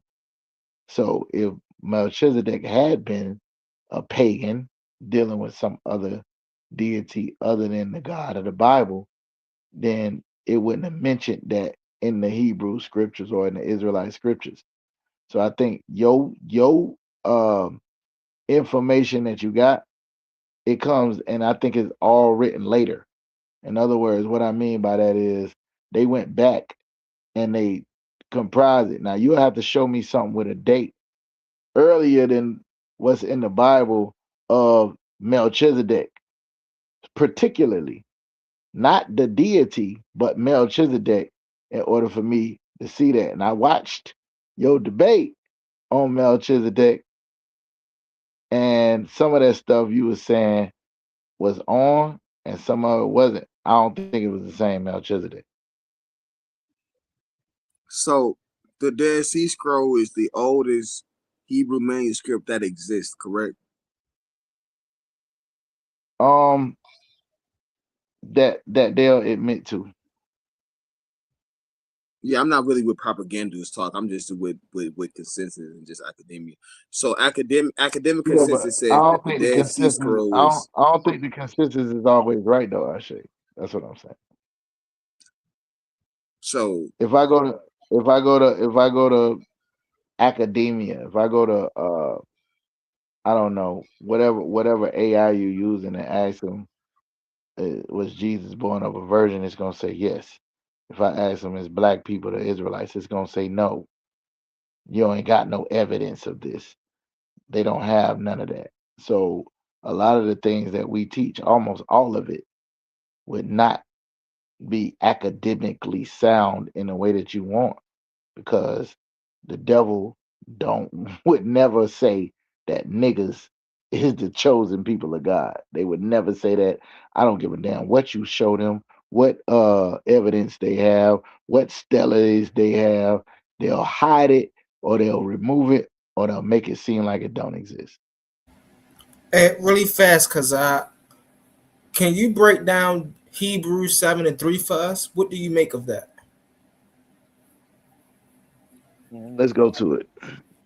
I can share it really fast. I got you. Hold on. Do you have a premise about it that why you asking, or you just want me to Yeah. just So break it down? Ashe asked you. Ashe gave you three premises about Melchizedek. In his last premise, he gave you about Melchizedek not having a mother or father, and you Mhm. said you don't agree with any of them, but yet you agree with the Bible. And so in Yeah. Hebrews 7:3, while I'm sharing my screen, I'm gonna get it now. But it clearly states in the text that Oh for no. this Oh, Melchizedek, king of Salem, priest of the Most High, who met Abraham returning from the slaughter of the kings and blessed him, who also, so basically here, right? When we get here to 3, it say without father, without mother, without descent, having neither beginning of days or end of life, but made like unto the Son of God, right? Ashe gave you this description and you said you did not agree with it. So now that you see it in the Bible, do you agree with it now, or do you still not agree with it? Ashe didn't give me this description. He gave me three descriptions. One being an angel-like figure, one being a person that followed after pagans, and I can't remember what the middle one was. What was the middle one, Ashe? He's the one right here you looking at, the one where he said the people said that he didn't have a mother or father, and you said you didn't That's the agree with No, same. That's the none of pagan one. That's the the pagan pagan one. one. That's the Yeah, Salim one. That's the Salim. And yeah, then you have second Enoch when he's not even in the bloodline of Noah, where he's Noah's brother's son, and he's yeah, that taken was back it. to That be was a it. That yep. was the So other it's one. three. But the pagan one that you saying, right? If you saying not having mother or father or whatever the case may be, according to, remember what I said, humble. I said according to the Bible, there's not much information given about Melchizedek. He shows up. We call it a appearance, because there's no, like, for instance, you'll see other people in the Bible where, like, for instance, if it's Moses or Noah, you have a whole story about them. Oh, this is their father, this is their mother, this is where they came from, this is where they went to, this is the conversation the angel had with them, etc., etc. You don't see that about Melchizedek. He shows up, he collects tithes, and you don't really hear about him no more. That's it. He's in this one place in the Bible. So I'm saying that everything else that you got, all of this other stuff, they made it up. but this is A in So the the lot of Bible people. so though, because in wait what one Hold second, on one humble, second. because this is the One problem second, I'm having. Ashley. Go Let me ahead. finish. What I'm saying is all of these extra biblical books, even some of them no, that's in this the is in Dead Sea Hebrews Scrolls, though. I'm telling you, I agree completely with what's in Hebrews. What I have a problem with in Hebrews, it doesn't say he was a pagan. It doesn't say that he was serving no other God. It says he was the Son of God. And if this is in the Bible, then we were talking about a follower of the God of Abraham, Isaac, and Jacob. This is a problem, That's and I'm two gonna tell you different the things. problem. Let me tell you the problem. This is a big problem as well. This is why I asked you about the Dead Sea Scrolls being the oldest academic relied on consensus that we can look at and say, yeah, this is the oldest attestation for the Hebrew. Like this is the oldest that y'all get. This is the oldest to get. You got silver scrolls and some little stuff like after that come afterward. But when it comes to the Hebrew, this the oldest one you got. It's the Dead Sea Scrolls, primary text, untampered with. Masoretic ain't written all over it. No, we just been with the Dead Sea Scrolls and the Jews of Shay. of Qumran. 1 second, Qumran, right? Primaries. And within those primaries, which are dated to antiquity, before you get any of this stuff, Greek Septuagint, any of it, right? We see that Melchizedek, you can't say that's made up because it's coming from primaries. So Melchizedek is an angelic figure right there. So if anything, what we're dealing with, as far as the biblical text goes, is a made-up character. This is the made-up character because he is a pagan. Because Abraham's the Hebrew, right? And he's the one coming with the lineage, and he's the one who's giving birth to Israel and all of these guys. They all coming through Abraham lineage. Before that, who's in Canaan holding down anything for Shem? Salim, A is the name of a Canaanite deity, and B was Canaan land, right? Before Abraham gets there. Mm-hmm. So now we finna try to flip it and say that they was already holding down El Shaddai in Canaan, because Abraham was dealing with El Shaddai before he come to Canaan, right? That was what he was dealing with. Yes. So we don't see Melchizedek dealing with El Shaddai. We don't see Melchizedek dealing with Yod-Heh-Wah-Heh. Matter of fact, you just pull up the book of Hebrews, which is in the New Testament. Yod-Heh-Wah-Heh is not mentioned one time in the New Testament. Not one. Not one. So this is dangerous, bro. Like, this is, if anything, what you're dealing with that Masoretic stuff and all that New Testament stuff, that's the made up stuff. If we want to look at the actual record and what the actual Jews left behind for us to observe, Melchizedek was an angel like Gabriel and Michael. Yes. That's All what right. the Dead Sea Scroll reveals. Yeah. All right, so let me help you out. The Dead Sea Scrolls was found when, Ashe? The Dead Sea Scrolls was found on a modern level. I believe it was in the 1900s on a modern level. But it's because we've discovered some in modern sense does not mean that the people of antiquity did not have availability to these records. Just because we just found That's it not what I'm does talking not mean about. that the people of old just found it. Because they were talking about the That's not Hittites back in the day, that's not my but point. we just had found That's not about the my point. Hittites in modern times. But you can go ahead. That's not my point. My point is, if we coming from the 1611, right? Then you got to understand that they had some sort of text that the Dead Sea Scrolls only would either validate or make invalid when they find the Dead Sea Scrolls. The big deal about the Dead Sea Scrolls is they stumble upon it. It's got some of the records that we already had in the Bible to say, oh, look, this is something from antiquity that they have it. We already know the carbon dating system is bullshit. We already know a lot of this other stuff. It could be, but you go by the oldest text. I don't go by the oldest text because that don't mean nothing to me. The same text that they have in 1611, the same text they reading because it quotes. When I go through in the New Testament, it says as it is written, and it quotes the text. So the people in the first century who was quoting the text that they already had, everybody had this text. You err not knowing the scriptures. Does it not say in the Psalms, you are God? All right, you look in there, it says you are God. So this information was already in the scriptures. Dead Sea Scrolls or not. There's also other text that's in the Dead Sea Scrolls that was found in the caves that is not in the text.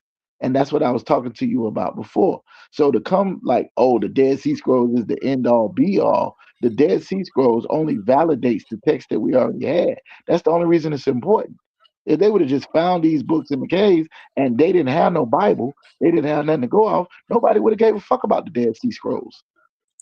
You making it seem Humble like this is the end all be all when in 1611 they had no Dead Sea Scrolls and they still had the text that he got translated into Latin and into English. and you got in this is where I help you out because you got the misinterpretation, brother. Humble, I'm not on my laptop on my phone. If you don't mind sharing your screen and going into this for me real quick. Deuteronomy 32, 8 and 9 versus Deuteronomy 32, 8 and 9 Dead Sea Scrolls, the difference. So we can observe how they've been scammed.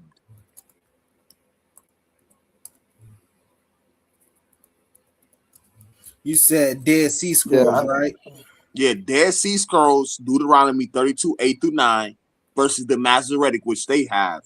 Deuteronomy 32, 8 through 9.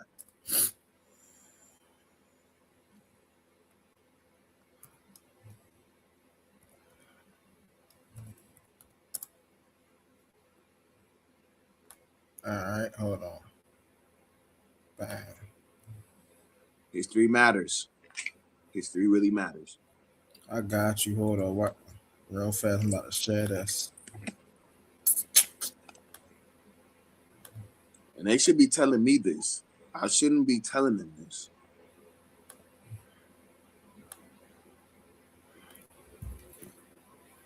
Dead Sea Scrolls versus the Masoretic text differences. So let's say the Dead Sea Scrolls and the Masoretic text stand as pivotal, ancient biblical manuscripts unveiling the intricate tapestry of the biblical text, history, and evolution. The Dead Sea Scrolls unearthed the mid 20th century span from the 3rd century BCE and the 1st century CE, offering a panoramic view of the textual diversity of the era. Conversely, the Masoretic text, the encapsulate the authoritative Hebrew text in the Jewish Bible, meticulously compiled and standardized by the Masoretes between the 6th century, 10th century CE. This textual dichotomy reveals profound differences in terms of textual verifications, scribal practices, theological implications, and other subsequent Can you just get Deuteronomy this 32, 8 through 9? Just them verses. Let's see. All right. Significant test. Let's see if we can do just the verses. Let me see if I can. Yeah, just 32, 8 through 9. Just 32, 8 through 9. Chapter 32, verses 8 and 9. The differences. And it's gonna be a big difference. It's gonna be really wild because this is changing the whole understanding of the way that you are even comprehending the text. This is gonna be wild. But he's saying that not the elephantine, that the Dead Sea Scrolls, forget that. We don't need that. That's not what I'm saying. That's not what I'm saying. You say, that's not what I'm saying. What are you saying in regard to the Dead Sea Scroll? I'm saying that the only claim to fame the Dead Sea Scrolls has is because it validates the text that already existed. And we about to see that it does not do that. It's not its own thing.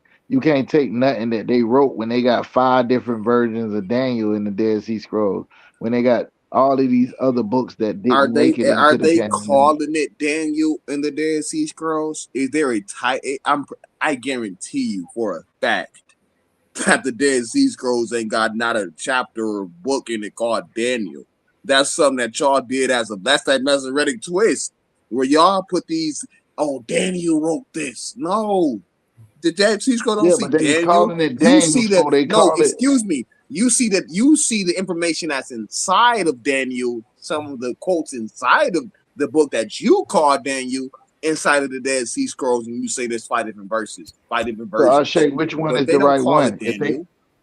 If they had 3 different ones, 3 different versions. I'm sitting here looking, thinking y'all can see the screen. Y'all can't even see. So Ashay, if they had 3 different versions of the same text, which one is the right one?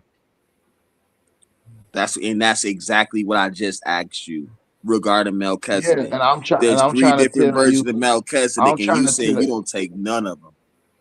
I'm trying to tell you that your connection with trying to believe that the Jewish man got the right answer is wrong. That's what I'm telling you. Well, the Jewish man is the Dead Sea Scrolls. So let's go to it. So we got it on the screen real quick, brother. I'm gonna read it and I'm gonna fall back off you because I ain't here for all that. I'm just here for a little bit of clarification for the family. So the Masoretic text, it's traditional Hebrew that you subject to. It says 32 and 8. It says, when the Most High gave the nation their inheritance, when he divided humankind, he set the boundaries of the peoples according to the numbers of the sons of Israel. That gave you a big talking point for Hebrew. For the Lord's portion is his people, Jacob his allotted inheritance. Now watch how we get crazy when we deal with the real Jews.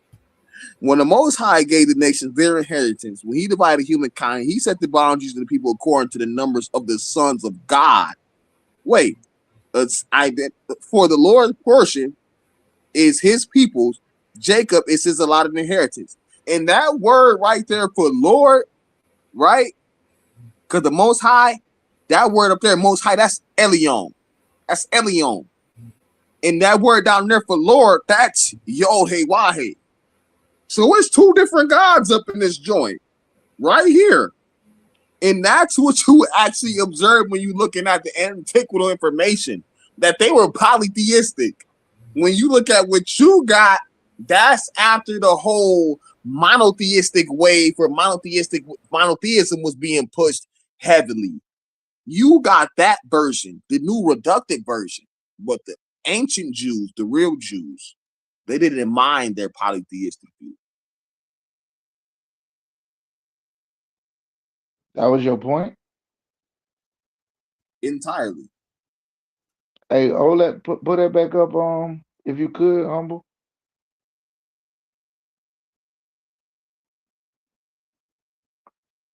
Gotcha. I'm about to pull it back up now. All right, never mind. Don't worry about it. You What I sure? was, what I would say to that is, I mean, everything you saying, right? Everything that you're saying would be based on what you think, based on the information that you have. If you really go into it, right? Allah, or yeah, Allah, that word that you call it Elion. Hold on one second. Elion and Allah are not equivalents. El and Allah are equivalents, but Elion and Allah are two different concepts. Yeah, but it's the same. It's the same root word though. No, El Elyon. See, El is the deity, and Elyon is the status of the deity. So Elyon actually translates to Most High. Yeah, that's what I was about to say. But El The, is God, and Allah is God. But Elyon this is is the Most High. same thing I done said to you 3 times. I said it about Yahweh. I said it about El, and now I'm saying it now. You have titles, and then you have proper nouns. The God of the Bible's proper name is Yahweh. El is not a proper name for it. Just like Elohim, it's the same root word. It's there. It just means the Most High. It's a name of a deity or ruler, or either like a monarch or something like that. It just describes what his title is and what he's doing. And the El of the children of Israel would not be the El of another nation, because the El of the children of Israel prefers them over another nation. Even the scripture that you just pulled in where we at, Deuteronomy 32, is literally saying when the Most High divided the nations, he did it according to the children of Israel. So no matter whether you got El Elyon or two gods or whatever, this particular deity is still choosing a group of people, and it ain't the damn Canaanites, and it ain't the You see how we Jebusites. just missed the point, family? So I think the point was why. So if it was one God, why wouldn't you use the same name for the same God? Why would you? Why Did would y'all you? just cut him off? Was he still talking? No, no, no, No, Nah. no, no, no, no, no. They Okay, ain't my cut me bad. off. Go ahead. So, why would you use two different names of two different gods for the same God to represent the same God in the Bible? And then he Yeah, just because said, you see, and wait, watch this. And you see how he just said, you see how it's let me according to the answer. Let numbers me of the answer. sons of Israel, not the Canaanites. But that's the Masoretic.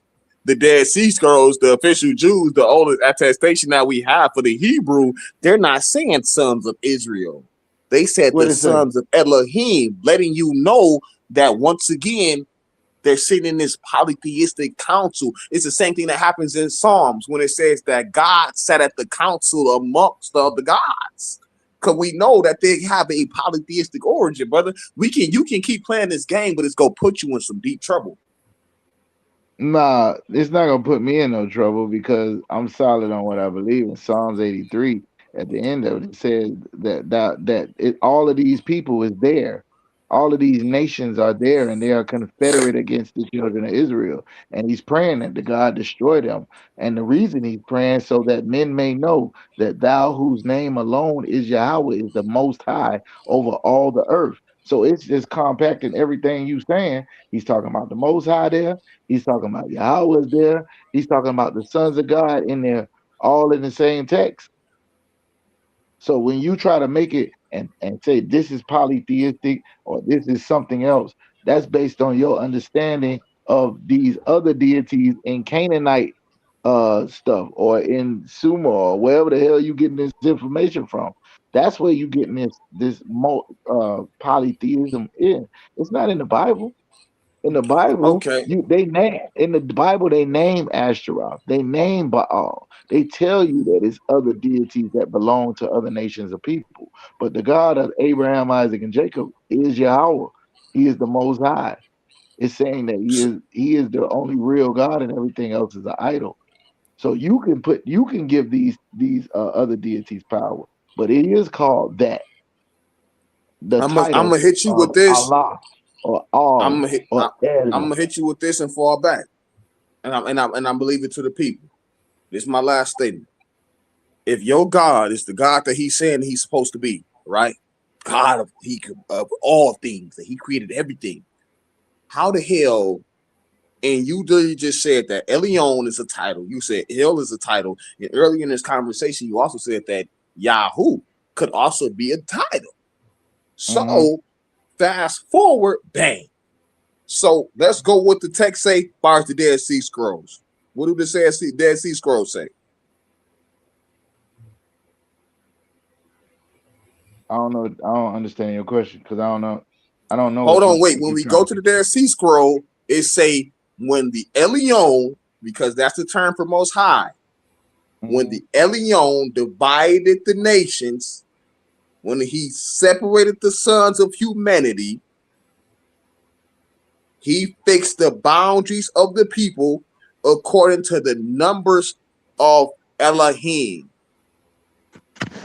For Yahweh's or Yahweh's portion was Israel. So we see Elion, Most High, gives a piece of the pizza to Yahweh. Come, bro, this is plain as day. This is two motherfuckers. I can't give myself a piece of the pizza if it's my pizza alone. That let me know it's more than one motherfucker on eating this pizza. Because how you gonna get this nigga a portion? Who's Language. giving my question? I'm gonna give you this question. Who's giving your God a portion of anything? No, he set aside himself a portion. Once he created everything, he chose a portion that he gave to himself. You don't understand that? He's saying the Most High, he divided the nation, the lands according to the nation, and he set apart Israel for a portion for himself. He gave them the inheritance of the land of milk and honey. Here's how you separate the God of the Bible from everybody else. When he's identifying himself, it's not by what you call him. That's how you understand it. But he'll say, "I'm the God that destroyed the Egyptians. I'm the God that moved seven people greater and mightier than you out of it. I'm the one that made where you could part the Red Sea. I'm the one that rained manna from heaven." He talks about his works. That's his name. His name is his reputation. I'm the one that a dog better not even bark against the children of Israel when they're obedient to me, or something gonna happen to them. That's his name. That's his reputation. So if you only going by the name, yeah, you could be confused because people call all kind of stuff, right? There's the thief right now, nigga, that's riding and the police get behind him, and he gonna thank God if the police don't pull him over after he did wrong about what he just did. He gonna get a credit to God. So if we saying God, that's a term that everybody can use. Will Who you is your accept the God? debate on this? Your God could be I wouldn't accept a debate on this. No, I wouldn't. I'm gonna tell you why I wouldn't though. It's not because I don't think that I'm right about what I'm saying. It's because I believe that the information is like it's a gray area there when you start playing this God situation. It's like Right. if a Christian is saying, Jesus is God. Well, what does that word mean? We go to break it down. It's like 50 different definitions. Well, he probably fit about 25 of them.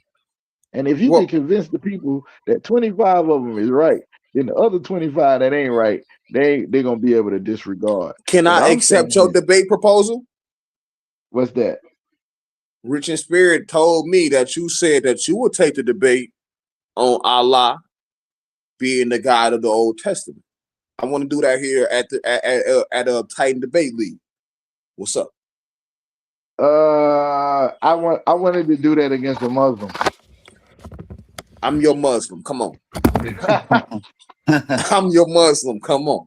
Hey, may I ask a question? Can I interject with a question about the Elohim?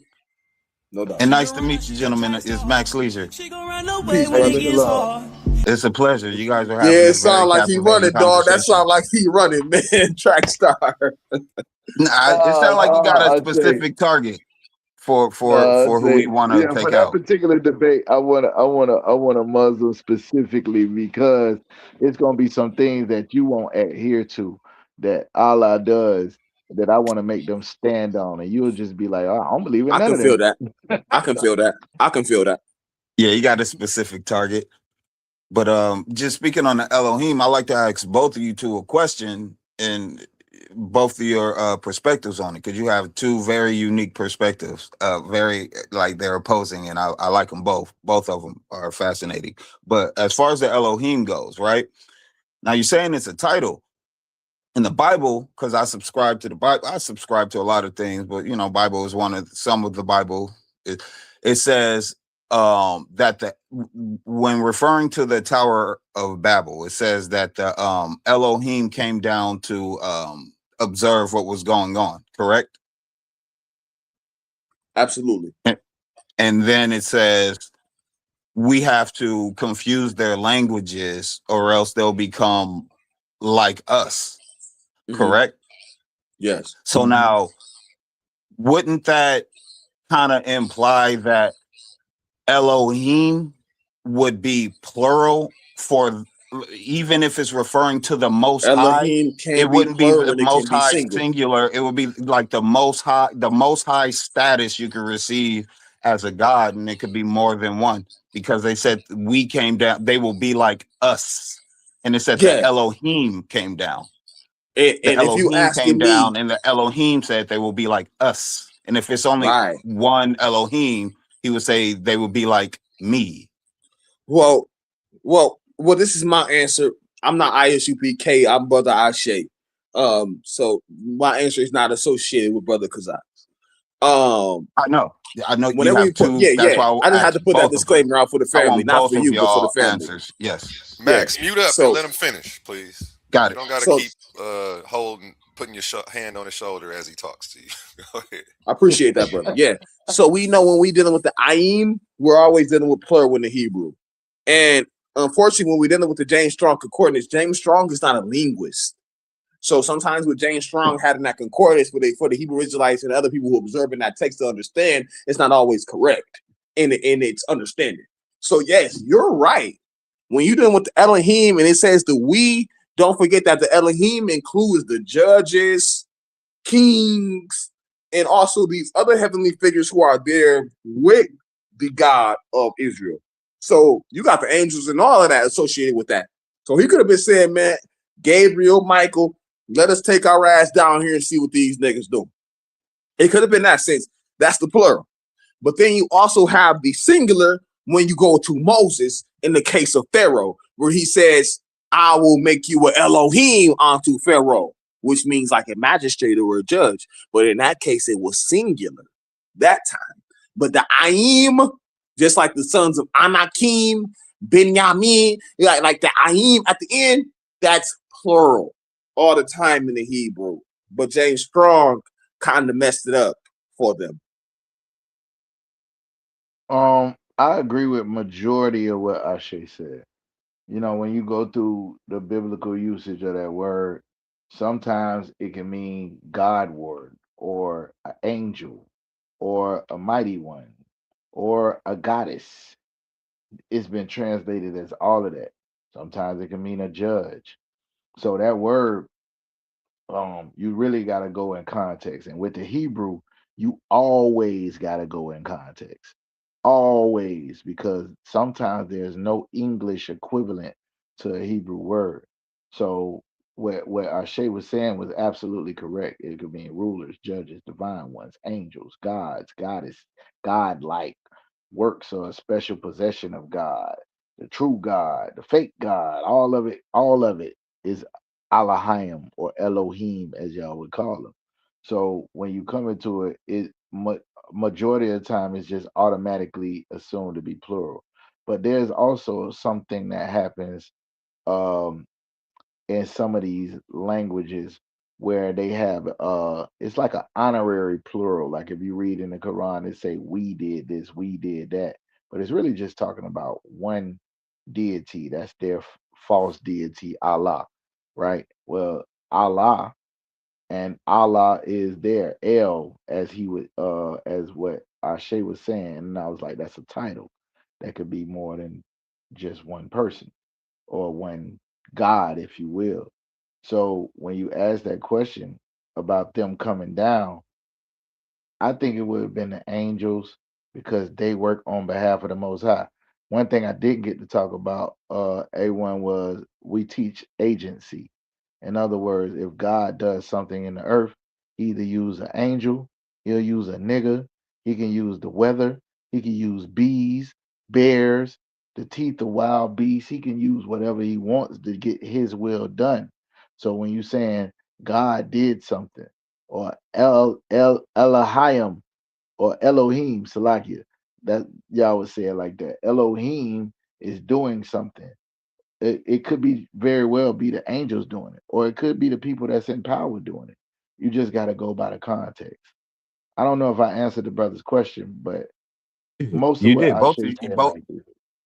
Yeah, both of you answered my question. And so now, in context of the debate that you two were having over El and Allah and Elohim, based on what you guys just both answered and was conceded to the fact that Elohim could be both plural and singular, couldn't it also follow that both El and Allah were members of the Elohim? Mm, I That's a don't like funny. that question. I don't like That's a that question. Oh, I like that reaction. that's dope. That's a dope concept that you brought forward. But linguistically, it's the same. Allah and El as in Elah as well, which comes from the Proto-Semitic term El alone, Al, and then it turns into Il. You know what I'm saying? Because it take you see the shift from the Sumerian from the Mesopotamian, because the Sumerians were not Semitic, right? Notice that the Sumerian deities, that's Inanna, that's Enki and Enlil. And you see the Mhm. Sumerian prefix that they have, which where their lord is En, En Marduk El, Enlil, Enki, which means the Lord of, the Lord of, the Lord of. Enki, Lord of Right. the earth, Enlil, Lord of the air. But you see, when they go into the Semitic, this is all happening with because we have what's his name? Sargon. Sargon's playing a Narma role where he's doing the unification thing over there. So he Oh, that is. unifies the Semitic language with the pre-existing Sumerian deities. So Enlil becomes El Lil. Inanna becomes Ish Star. Right? You see how Enki becomes Ea. Ea. You get what I'm saying? Mhm. So this is the Semitic shift. So through that Shemitic shift, when we're looking at that term for God, which starts with El, then then El again, then All, right? And then Eliel. And from there, this is how we get Allah. This is how we end up with Allah in our hands. So it's that same Semitic general term for a God trickling all the way down into that form, which is later in the Arabic, and which is not Quranic Arabic, but even pre-Islamic Arabic, where they still utilizing that Allah, Elah, Elah, Allah, Elah, Elah. You can see that Eloah also, same term, Eloah is used several times in the book of Second Esdras. See, it lower all throughout Edges. Right. So that's So that Something I same wouldn't know, term. but I'm just following. If I may, I would also like to address the fact that hey, Allah can I, was used to say God by Jews and Christians way before there was ever a thought about an Islam. Facts. yeah, that's what I was about to say. It is go what Ashe said again. El or Allah or Al or you know what I'm saying, like Elohim, Elohim, El, all of these is like a uh in Hebrew you got a two letter start, and everything else is like either a prefix or a suffix that goes along with it to create words. And if you go back to the pictorial Hebrew, you'll be able to see that. From what he asking, what I can't concede is that they're part of the Elohim, if you will, is because they don't follow after the Most High. If they're subservient to this particular deity or this God, then maybe we can talk about whether or not that's the case or not. If they're not, they're their own deity and they have their own followers and their own worshipers, and then it becomes like a war of who the gods. So in Oh, Canaanite culture, El has 70 sons, and one of them is Yahweh, right? If I'm not mistaken. This can't be the same when it comes That's not to true. what, huh? Yahweh is not part of the Baal cycle or none of the sons of it. All right, well, I don't really that's not really my thing of study. I ran across that information. I threw it out there, but hear what I'm saying. If that's not true, when it comes to all these old weird ass gods, I would say Shay, you probably I'll yield to whatever you saying when it comes to them. But here's my point. but Here's my no, point. look, can I? Here's Because you said that. I mean, I go don't know ahead. when you if you I'll wait till you finish if you're not finished, but I just want to Yeah, I speak on just what you let said me land about. right. Let me land right Yeah, here. go What for I it. was Yeah, go for it. saying is, if these are titles, then we're not talking about proper uh like names that you would associate them with like that. You'll just be saying this god or that god. And to be specific, like I said, it's gonna go back to the reputation of this particular god. What did he do? Who did he kill? Who did he raise up? Who does he love? Who does he hate? What did he say about the other nations or the nations? Does he have a favorite? Does he not? And this puts everything in the context. And that's why in the Bible it does that, because there's so many deities and some of them are even named. Like I always tell the Muslims, they have other deities named in the Quran. So you can't say he's the only God. Um, they have other deities named in the Bible by name. So to say, that this particular deity is different, he got to separate itself some kind of way.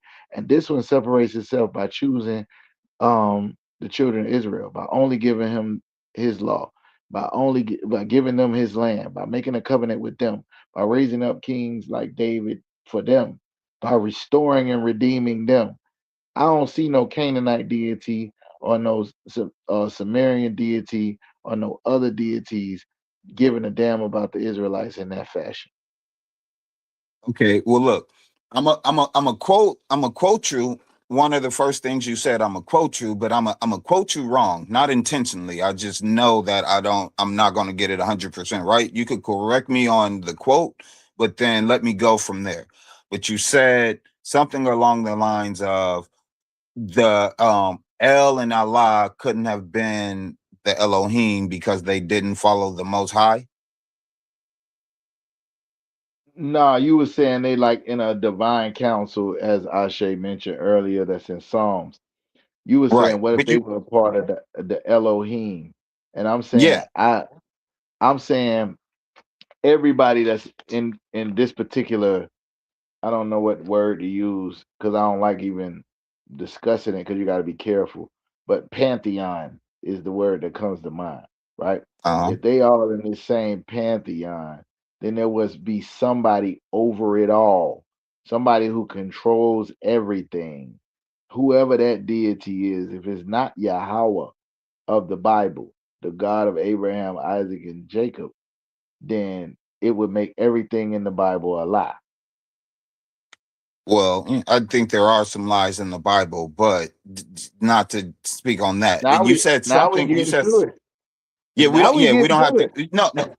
Let's put that on the back burner for now. Then just stick to just this in particular, just for now, because you said something along the lines of they not um the them not being them not following the Most High. Mhm. They're not being the Elohim, El and Allah not being the Elohim because they don't follow the Most High. When you said it, I wanted to interject, but I didn't want to cut you off. But I wanted to say that is because if Elohim is just the type is a rank that you could attain, and multiple deities could attain that rank, then you can't say that a particular deity is supposed to follow the Most High, because that would be like saying in the NBA, if you equate all stars with the Elohim, that's the highest title that you could get. Let's just say that's the highest title you could get. Then you have Jokic and you have LeBron or whatever, and it'd be like saying they're not all stars because they didn't follow the all stars. But you don't follow anybody as an all star. You are the all star, and you create your own. You have your own followers, and they follow you. But like collectively, you're the Elohim. You're the all stars. But individually, you have your own followers. You have your own teachings. But when you come Yeah, together, it'd be like how the pantheon, the Greek pantheon was set up. How they had Mount Olympus, where it's the council of the gods, but separately they had their own followings. And then you could do that throughout all of the other mythologies, besides like Christianity, all the monotheistic but all the other ones, they had a pantheon of gods that had a council, and then they all had their own followings. So if the council was the Elohim, then there could be separate. The Allah and El could be Elohim and two separate deities. yeah. The problem with that is, what the Bible does is it makes sure that you understand. Um, it makes sure that you understand that this particular deity of the Bible has to be greater than all the other deities. So you can't make nothing equal with them. It ain't like this council is a council of equality. Because if you go to the Psalms, it says he sitteth amongst the gods, he judges over them. He like basically over all of these other deities. They're lesser deities. They're idols. They're smaller. He's more powerful in the Bible. Now, outside of the Bible, maybe it says something different.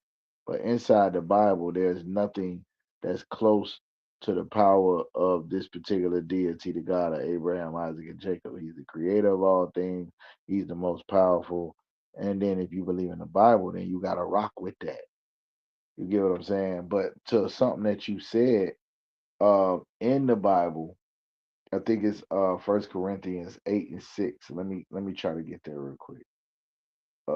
First Corinthians 8, and I'm gonna go to verse 5. While you're getting there, don't forget about the subject we put on the back burner while you're What's quoting that? the Bible. What's that? What's the subject we put on the back burner? The lies in the Bible. Yeah, well, I mean, at the end of the day, like I said earlier, my job ain't to try to get you to believe in the Bible. My I job, my believe a lot job of is, it. yeah, my job is to teach. Uh, is to teach what we teach here in you know in the Israelite School of Universal Practical Knowledge about the Bible. Now, whether I you am believe here in to the learn what you got to teach, so I Bro, appreciate it. shut the fuck up. Come on, man. I No, can't just bro. say Yo, two look. things like it's half a second of a comment. Don't worry about it. You'll figure it out. Go ahead, Chazak. Let me go to First Corinthians 8, and I started verse 5. He want to jump in with 3 words every time you get 3 words in. He want to respond to every 2 sentences you say. We not about to have it. Like, I'm sorry, brother. First, first language, nigga. I know, man. Look, I'm so sick of the people not having language. respect for other people, and we're trying to teach. You don't do that when you go to college to your professor, and not to say that you out here nobody's professor, but everybody deserve. Everybody gets the respect of the professor when they up here. That's what we trying to do. Nobody else did Well, that to you. I learned something a long time ago. Well, Ashay and Humble that had conversations with me before. And respect is something that's earned. Ain't nobody gonna give it to you. You gotta earn it. Oh, he been up So here. I ain't got no problem I've with been it. trying to get him to Now, stop that for the last couple of days. I'm not going back and forth to that. But you can answer let that me read question. it to you real quick. First Corinthians 8, I'll start at verse 4. As concerning therefore the eating of those things that are offered and sacrificed to idols, we know that an idol is nothing in the world, and there is none other God but one. For though there be that are called gods, whether in heaven or in earth, as there be gods many and lords many, but to us there is but one God, the Father, of whom are all things, and we in him, and one Lord, Yahushua Amashiach, by whom are all things, and we be in him. Now, I'm reading this to say that they acknowledge that there are many gods or idols, right, of the other nations, and there are many lords.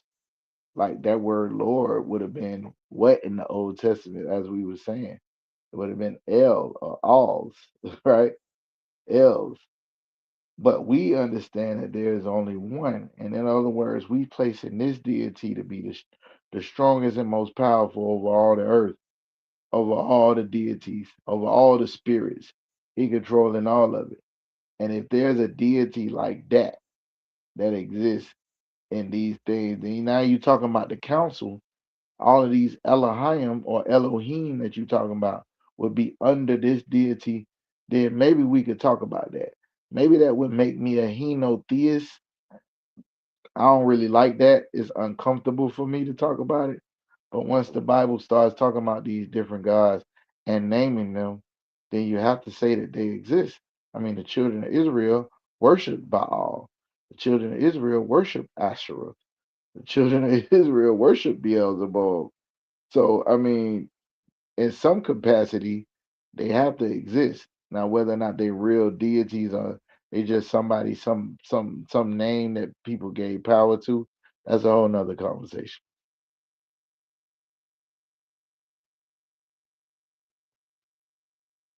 I'll get back to my questions. I had some more questions for you since he couldn't mute up and let you answer. Where was I at? Okay. What do you believe about Gentiles in the New Testament? According to context, when you see Gentiles in the New Testament, it could be talking about other nations, or it could be talking about Israelites that never was circumcised on that wasn't circumcised on the eighth day, that didn't keep the law, statutes, and commandments and the customs of the Israelites, that lived like the people where they live. For instance, if I came up in Duval and we sold dope, went to the strip club, we smoked weed and did all manner of things that was against the Most High, I would be considered a Gentile, right? If I repent, come back and start keeping the law, statutes, and commandments, keeping the Sabbath, you know what I'm saying? Get my children circumcised moving forward. And now I become an Israelite again. So when you seeing Paul go to Rome, he goes into all these different places, Corinth, Ephesus, and he's teaching. These people are actually Israelites that God is calling to come back and become Israelites again. So in that capacity, Gentile would mean fallen Israelites or Israelites that went astray that have to be called back to being the Lord's chosen people. Again, I said this earlier. The The only thing that separated Israel from the rest of the nations is the law, which he only gave to them, the land, which he moved other people out the way to give, and the covenant. So we broke the law, which means we broke the covenant. We got kicked out of the land. So then there was nothing that separated us from being a heathen or goyim, being another nation of people. There was nothing special about us. So in the New Testament, once Christ comes to redeem these people that was lost, he said, "I came to get that which was lost." So in the New Testament, you see them coming back into the fold and given a second chance to do it the right way.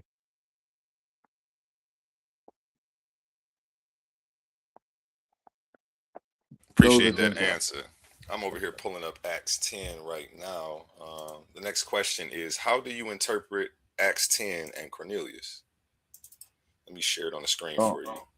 Take your time if you want to pull it up in your Bible over there. Let me get it on the screen for you.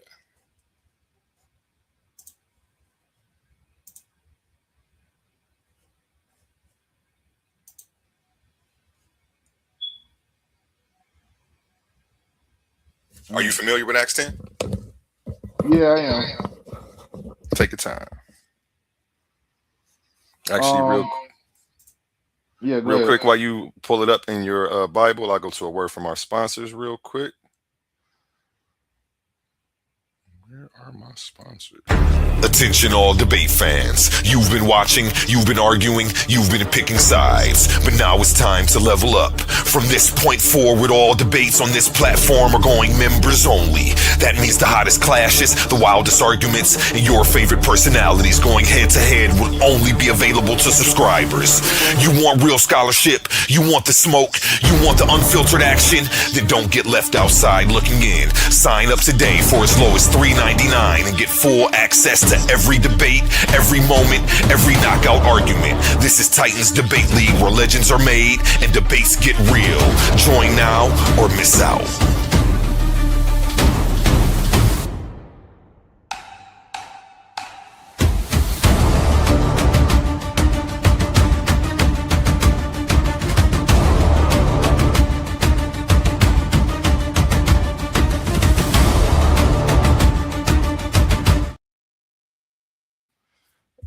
Yes, and on the 27th, I am having a face-off against GD and Capone.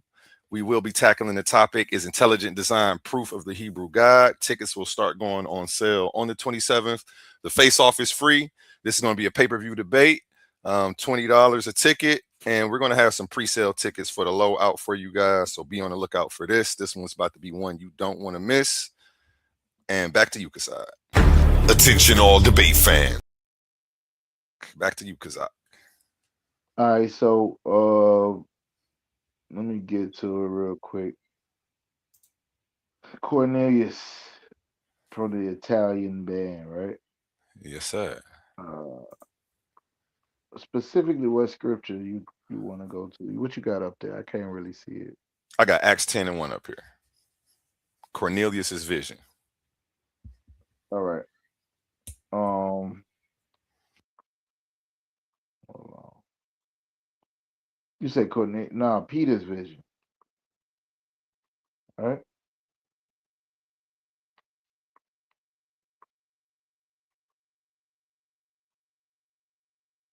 You talking about Peter's vision?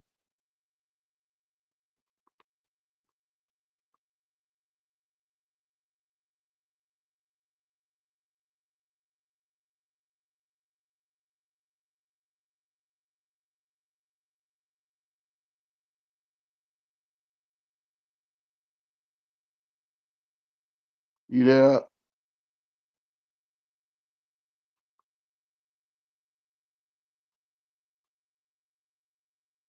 Yeah, he probably left. Let me just go into it real quick. Acts chapter 10.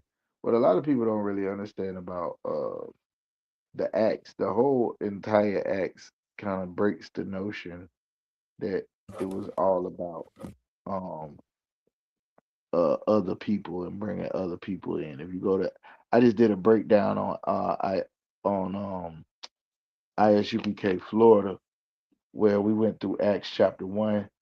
Christ shows up. They say, "Oh, now will you at this time restore the kingdom of Israel?"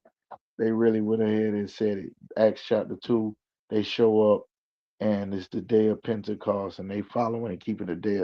Acts chapter 3, it goes like this. Acts chapter 5, it says, God sent Israel a savior. Now, when you get to Acts chapter 10, it's talking about Cornelius. It says there was a certain man in Caesarea called Cornelius, a centurion of the band called the Italian band.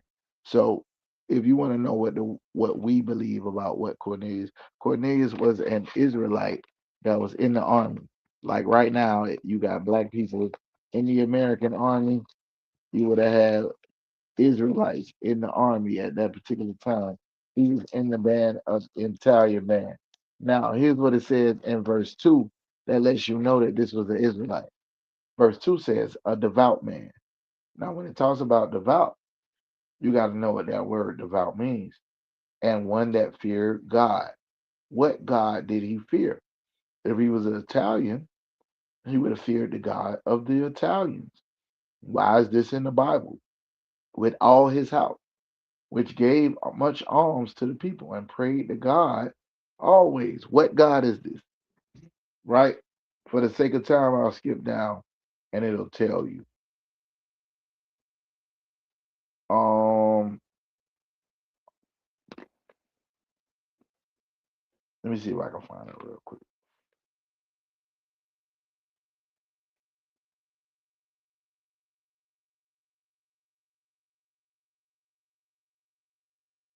Verse 22. I'll start at 21. Then Peter went down to the men which were sent unto Wait, him you from on Acts 22? Acts 21? Acts chapter 10. 21. I Got read you. verse 21. And Peter went down to the men which were sent unto him from Cornelius, and said, Behold, I am he whom you seek. What is the cause wherefore you are come? And they said, Cornelius, a centurion, the centurion, a just man, one that fears God. Now you got to ask yourself, what God? And of good report among all the nation of the Jews. So who had something good to say about Cornelius? Was it Italians? He was an Italian, right? Of good report from all the nations of the Jews, was warned from God by a holy angel to send thee into the house and hear the words of thee. Now, Cornelius was a Gentile. He was a heathen. He was in fighting with the Italians, but Cornelius was an Israelite. Otherwise, how would he know the God of Israel?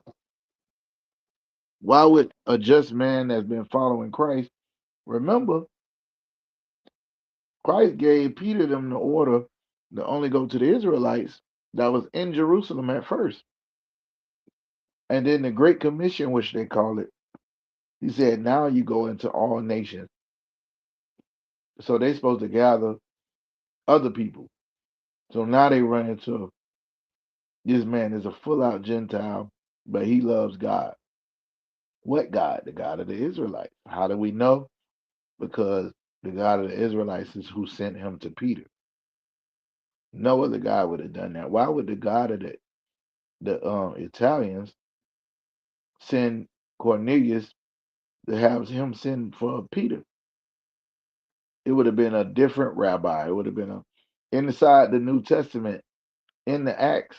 You have a priest of, I can't remember what they call him, but they were sacrificing unto Jupiter and Saturn and all of this. He was a different kind of just man. He didn't. They don't call him a just man, one that feared God or anything like that. Cornelius is called that. And in verse 22 it says, he had a good report among the nation of the Jews, which is a key thing to let you know who he was around. And Jews at that time was not being around people who wasn't Jews. Appreciate that answer. That Appreciate that. Um, and what does Romans 11 mean in your view? Are you Romans familiar? 11 is. Yeah, if you're not familiar, it's okay. I can pull it up for you too, real quick. Huh? I said if you're not familiar, it's okay, but I'll pull it up for you. No, I'm definitely familiar. This might be the last one I answer. Yes, sir. It is getting late. Oh, it's 3:17. We've been going. Huh? I said it's 3:17. We've been going. I appreciate you staying up late with us. This is what I do. Um, there's some information in Romans that a lot of people overlook, and I wanna make sure that I share it with you since you asked this question. Remember, these scrolls did not have the names. That's what Ashe was talking about earlier. Like the book of Daniel wasn't called the book of Daniel. But when you see 11, 10, Romans 9, Romans 8, when you see these numbers, they just addresses for us to be able to go through the scriptures and find where we at. But these was written as letters, right? So in the letter that Paul sent to the Romans, long letter, if you go back a couple of chapters to Romans 9, he starts talking about something that's very, very important when understanding what's going on and what his ministry was about. And this is called election. And nobody don't really want to talk about election. What election is you ain't did nothing, but you got chosen. It's being chosen by God.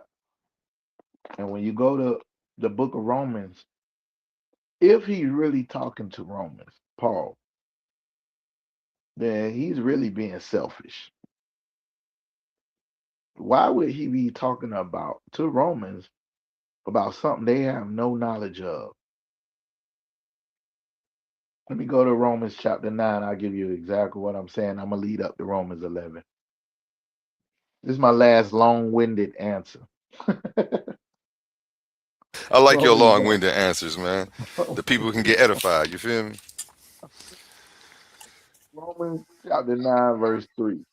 Or I'll read verse 2. I'll start at 1 since I'm starting at 2. I say the truth in Christ. I lie not. My conscience also bearing witness of the Holy Spirit that I have great heaviness and continual sorrow in my heart. For I wish that myself were accursed from Christ for my brethren, my kinsmen, according to the flesh, who are Israelites. Let me read that again. Verse 3. For I wish that myself were accursed from Christ for my brethren, my kinsmen, according to the flesh, who are Israelites, to whom pertaineth the adoption, and the glory, and the covenants, and the giving of the law, and the service of God, and the promises. Now, this is in the book of Romans. This is Paul. If he talking to actual Romans who ain't got nothing to do with Israelites, why is he telling them this? That he wished that he was cursed for his kinsmen according to the flesh, who are Israelites. Why is he telling them that to the Israelites it pertaineth the adoption and the glory? Why is he telling them that to the Israelites pertaineth the covenant and the giving of the law? That means the Israelites got the law. They got the covenant. They get the glory. Why is he telling them this? And the service of God and the promises. Now, if you keep reading down, he'll talk about Jacob and Esau, how when they was born, God chose one of them, he didn't choose the other one. How he talking about Isaac, Abraham had more sons than Isaac. God chose Isaac, didn't choose the rest of his sons. This is what the book Romans 9 is talking about. Now, when you go to Romans 10, the next chapter, he starts it out like this. And I'm leading to Romans 11 just so you don't think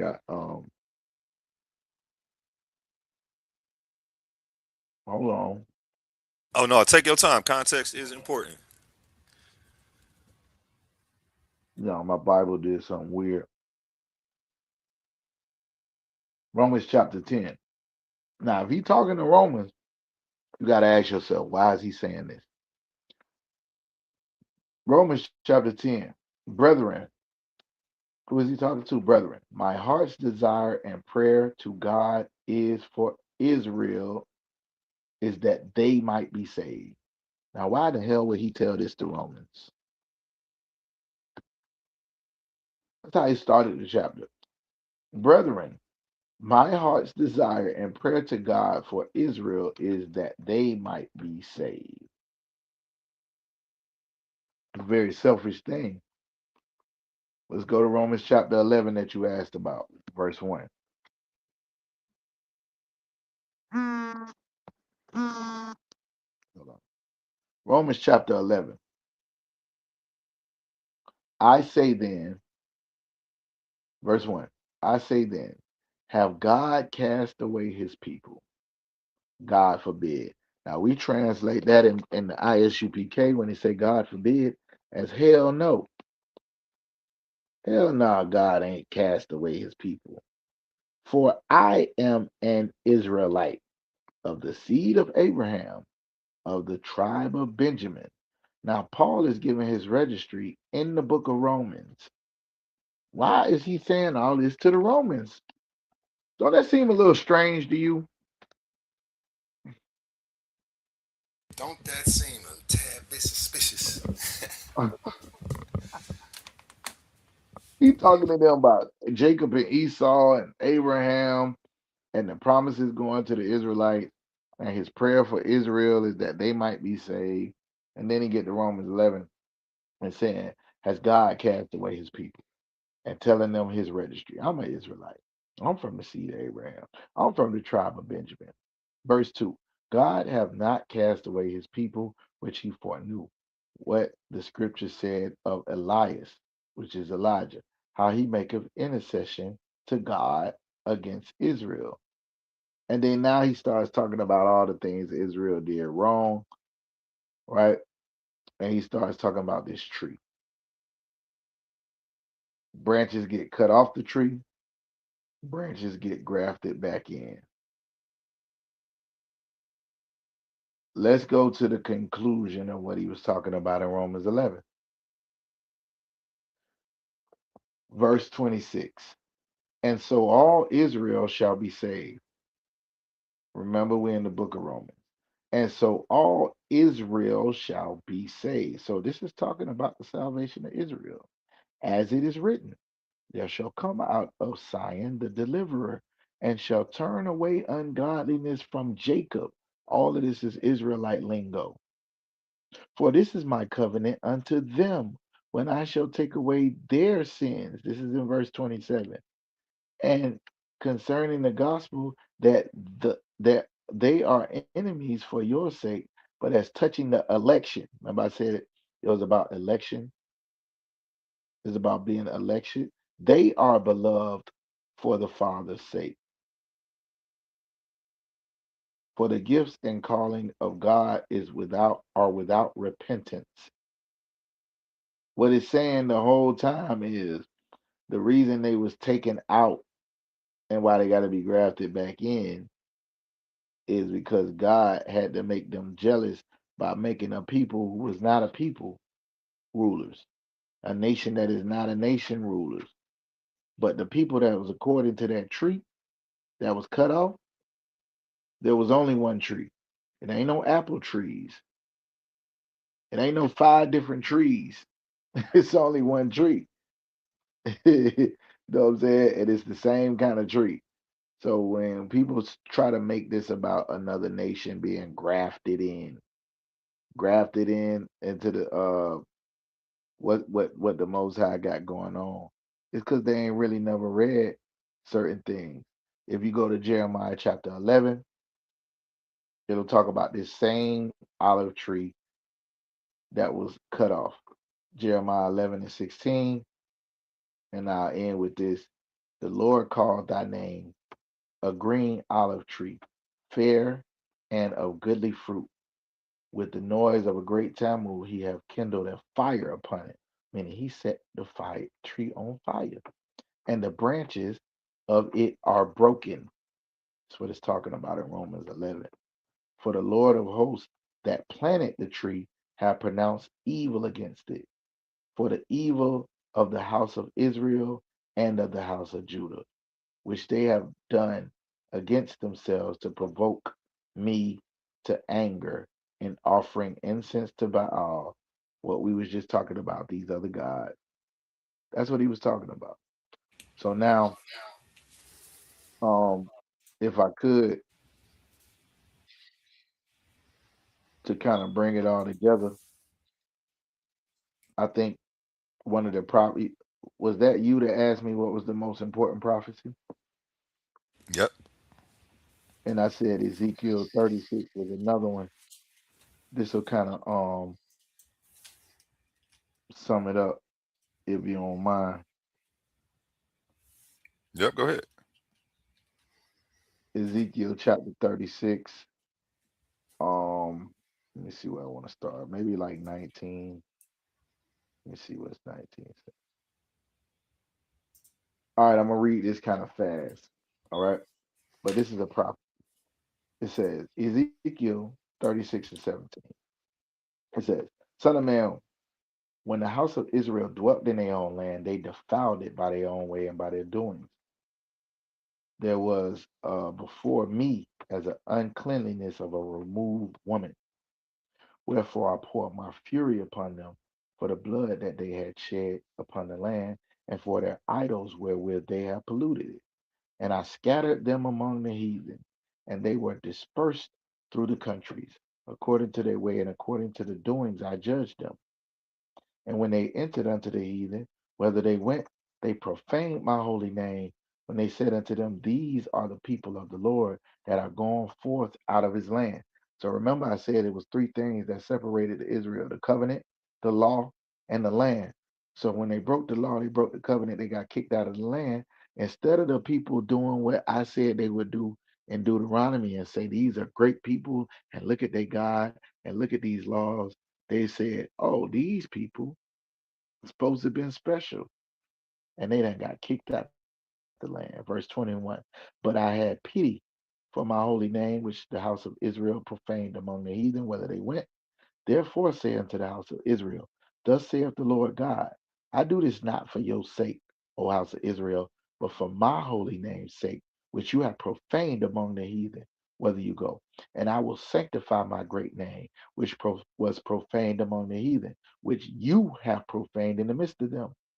And the heathen shall know that I am the Most High, saith the Lord God, when I shall be sanctified in you before their eyes. Now, here's the answer to all your questions. All your questions. And I think my phone about to go dead. So let me hurry up. Verse 24. Can Gentiles be saved? For I will take them from among the heathen and gather you out of all the countries and will bring you into your own land. So this is not talking about heathens or goyim or Gentiles coming along with us. This is talking us him taking us away from the heathen and bringing us into our own land and putting a new spirit with us and causing us to keep his commandments. So that's what I'm sorry, Romans chapter 11 is about: the redemption of the children of Israel, gathering back to one tree, having one king, which is Yahushua, one creator, one law, one faith, one baptism.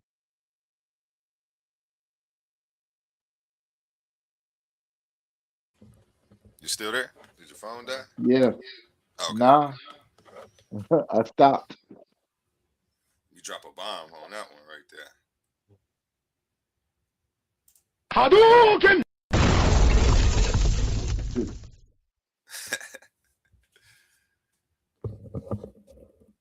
Hey man, I actually had a little bit of fun. I was supposed to stop.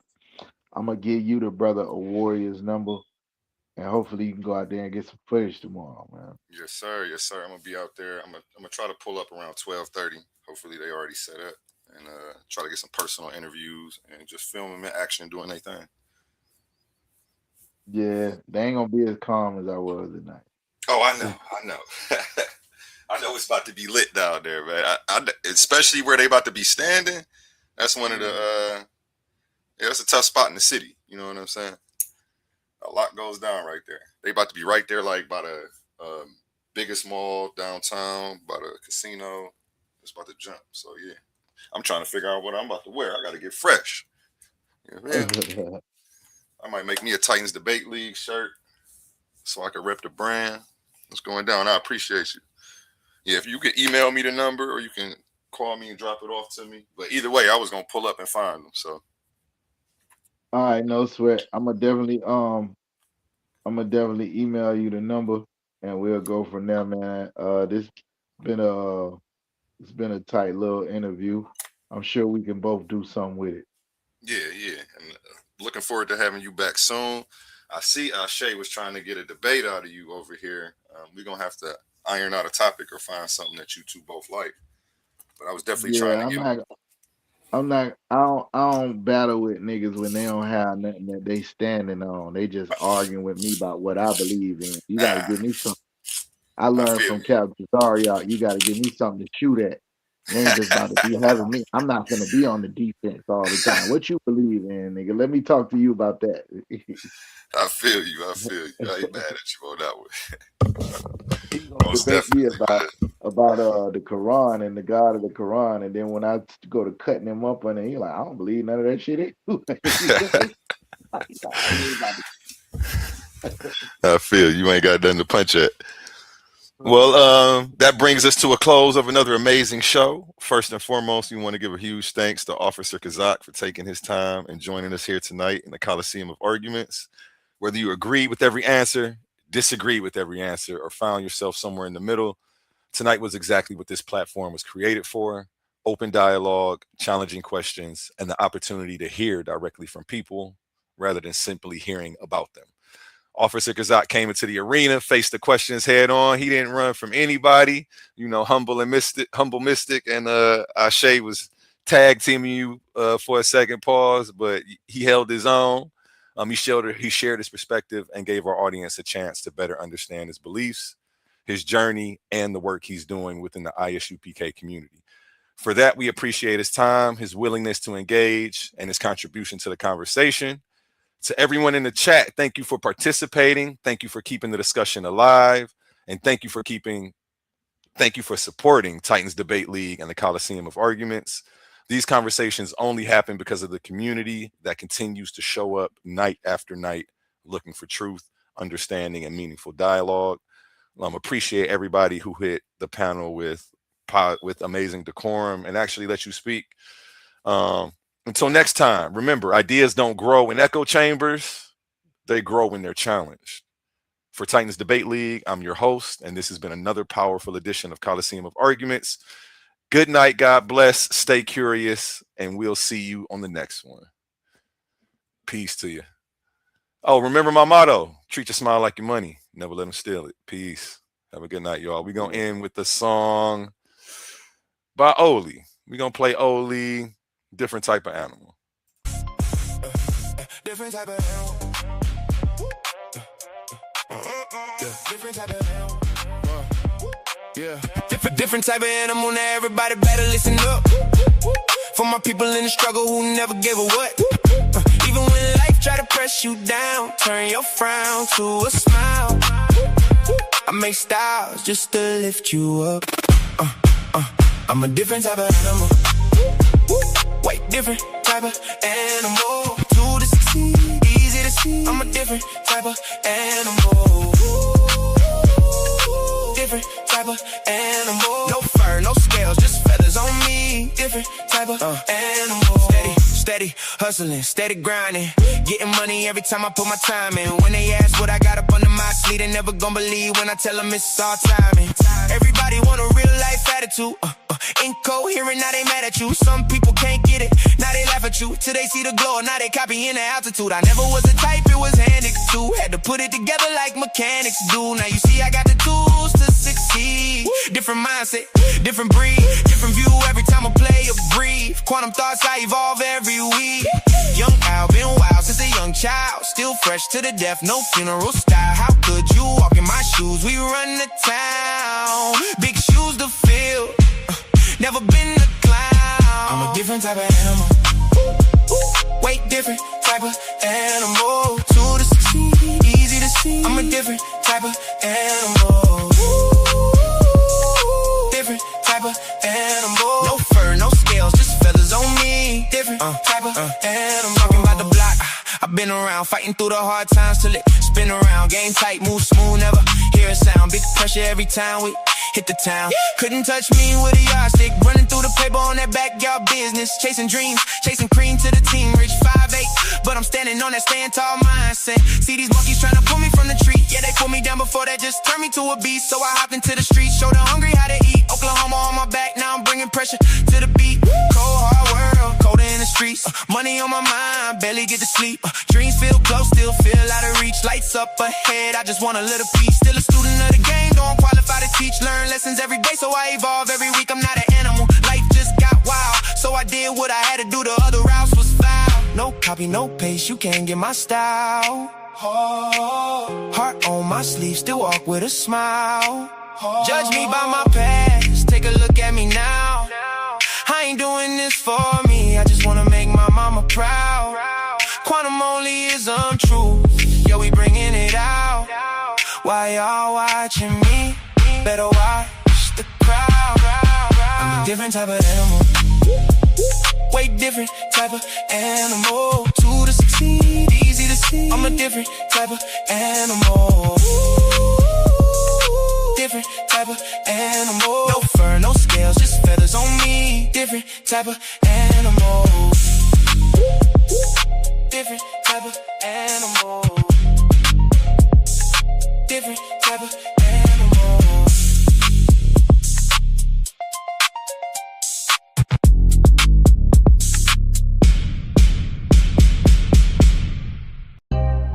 Motivation. Yeah. Go own it. You own it. You own it. You own it. Are you investing your money or are you spending? You got that hunger, you come from humble beginnings. It's time to own it. No paying rent where you living. Go buy the land and you pass it down to your children. Do you feel me? Being broke ain't a number, that there's a mindset. They say it's lonely at the top, you made that climb yet. You wasted time, God no can't get no time back. You can't flip numbers till the day you flip your mindset. Yeah, if I told you crypto numbers, you would think I was lying. I heard people 35 were talking about they retiring. They hit the store, they got the book, they even studied online. About to build financial foundation, one tool at a time. I'm talking refinancing everything to stay alive. Before you get yourself a plate, create a Power 5. Self-directed, IRA will make it certified. You saving up for your health because they hurting guys. Got to go insure your life. That's life insurance, right? Cause all the money made in a day is just might save your night. That 401k, make it light, and if it's wrong, you make it right. You take too long, you pay the price. Only the strong gon' sacrifice. Now if I told you crypto numbers, you would think I was lying.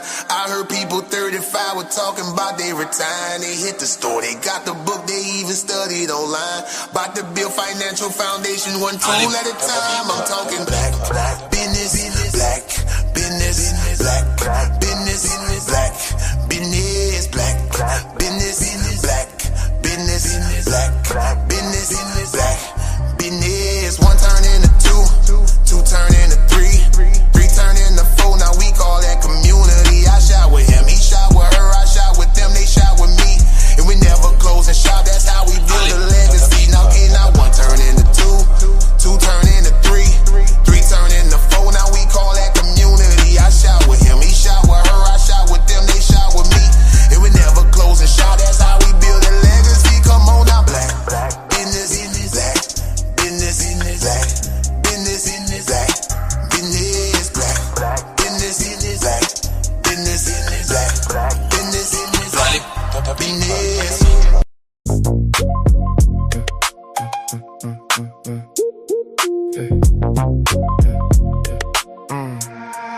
just opened up my eyes, cause I heard the cries, filtered through the lies. Listen close, I don't believe in ghosts, even though I tried. I recognize the patterns when they form inside the mind. Ignorance ain't the crime, it's refusing truth when truth arrives. We got the topic, give the line, debate you anytime. That's fine. You done crossed the line. Drop the claim without a spine. Bring your thoughts, I'll find the incoherence. Book you every time. Recognize I can see the fallacy before the sentence finished. You confuse a strong opinion with a reason proposition. You keep reaching for conclusions, but your premises are missing. Then you hide behind your feelings when the logic need a mission. I don't argue with a person, I examine what was stated. Define the terms, expose assumptions, then determine what was weighted. Is it valid? Is it grounded? Can the structure be defended? Or you built a house of cards and got offended when it ended? I don't need to raise my voice, I let the contradiction speak. Every claim has got a burden, every burden got a receipt. You can decorate confusion, you can dress it up in pride, but a polished contradiction is a contradiction every time. I just opened up my eyes, cause I heard the cries, filtered through the lies. Listen close, I don't believe in ghosts, even though I tried. I recognize the patterns when they form inside the mind. Ignorance ain't the crime, it's refusing truth when truth arrives. We got the topic, give the line, debate you anytime. That's fine. You done crossed the line. Drop the claim without a spine.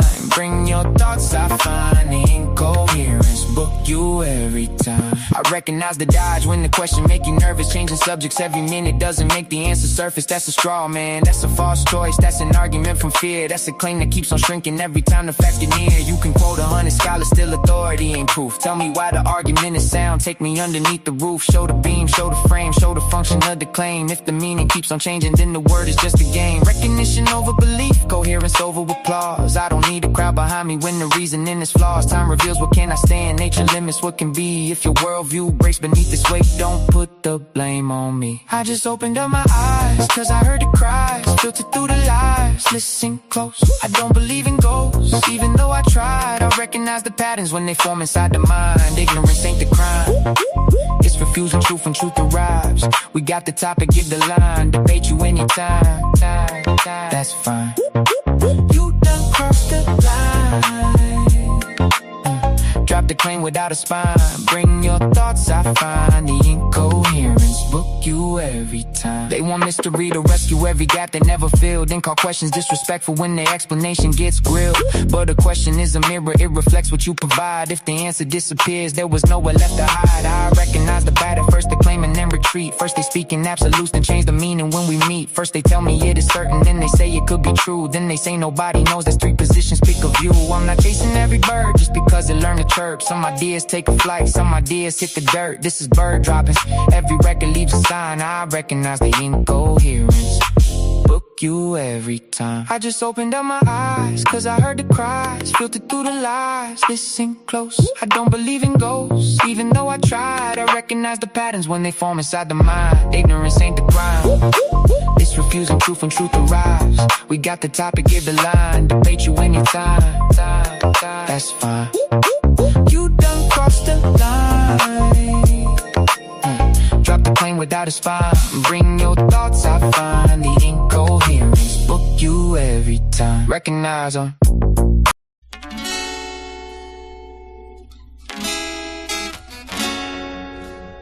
Yeah, yeah.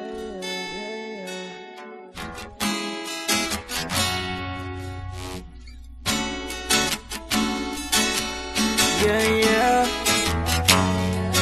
Yeah, yeah, yeah. Yeah, yeah. Yeah. Yeah, yeah, yeah. Yeah.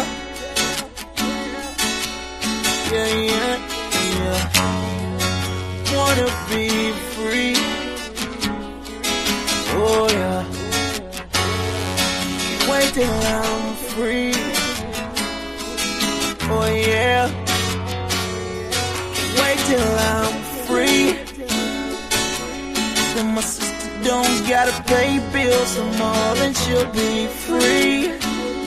Then I can have my mama ride for it like she's supposed to be. Then she'll be free. 'Cause Baby boy got it. Mama, don't you reach up in your wallet, not when you're with me. Oh no, no, no.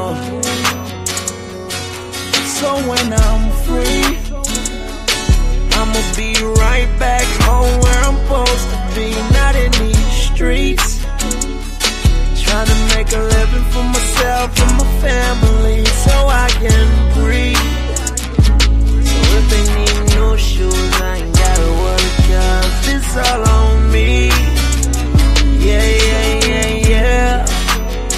The only time I feel free is with a mic, bright lights while I'm on the stage. They cheer for me. I got my whole family backstage doing the same like it should be. That would make me feel free. Yeah, yeah.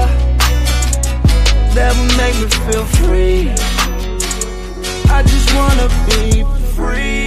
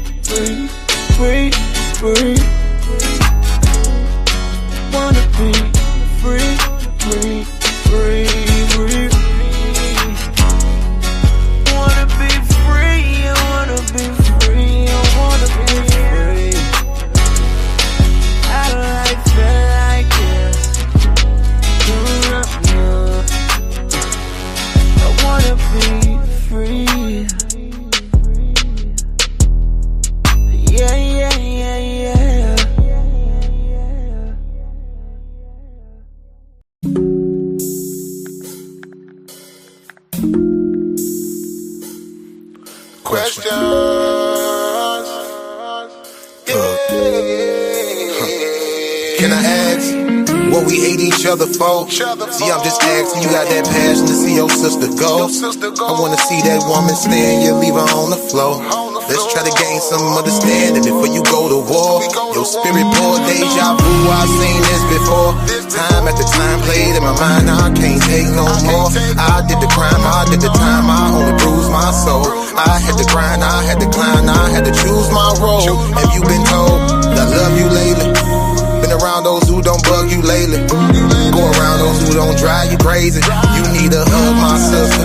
Better help with that mean mug, my sister. Come on, receive it, don't you shove, don't push me. It might not be about your nookie. And again, it might be about your cooking. Give you some ends, trying to supply some cushion. Discipline without no whooping. Known to show and prove without no woofing. Open your eyes to what you overlooking. Baby, don't that feel nice? Yeah, tell me, show that, don't that feel right? Ever felt what true love feel like? This ain't no pill high. With no shit that growing, no feel high. Keep you grounded, but yet you still fly. See, now I realize you epitomize everything a woman should be. And I pray to God that he working on my third eye, so I see that this world ain't all about you. It ain't all about me, but if you really giving out LOVE, so can I ask what we hate each other for? See, I'm just asking, you got that passion to see your brother go. I wanna see that man stand, you leave him on the floor. Let's try to gain some understanding before we go to war. Your spirit pour deja vu, I've seen this before. Young men are dying, young women dying, I can't take no more. You do the crime, you do the time, you only bruise your soul. You gotta grind, you gotta climb, you gotta choose your road. Have you been told that I love you lately? Go around those who don't bug you lately. Been around those who don't drive you crazy. You need a hug, my brother. Better help with all that hate, my brother. I know you dealt with dudes that's fake, my brother. Understand I can relate, my brother. Only so much you can take, my brother. What I'm trying to say, don't let that hate become you. Don't never break, my brother. Let me carry some of that weight, my brother. Better cleanse your soul for it's too late, my brother. See, now I realize you epitomize everything a brother should be. And I understand that that melanin inside you connect you to me. And that sun is where we gon' meet. Like God is how we gon' speak. With the same power to build and destroy, but yet unique. See, you get weak and I get weak, and we stay strong together. We keep each other inside that light, cause the darkness harms whoever. And you only create a diamond, keep applying that pressure. My crew knew better, go faster by yourself, but we go farther when we go together. I ask what we hate each other for. See, I'm just asking, we got that passion to see each other go. I wanna see that person stand, you leave them on the floor. Let's try to gain some understanding before you go to war. Your spirit poor, deja vu, I seen this before. Young men are dying, young women dying, I can't take no more. I did the crime, I did the time, I only bruised my soul. I had to grind, I had to climb, I had to choose my role. Have you been told that I love you lately? That I love you lately. Have somebody, I love you lately. Say, I love you lately. Have somebody told you. Yeah. Let's see how that came out.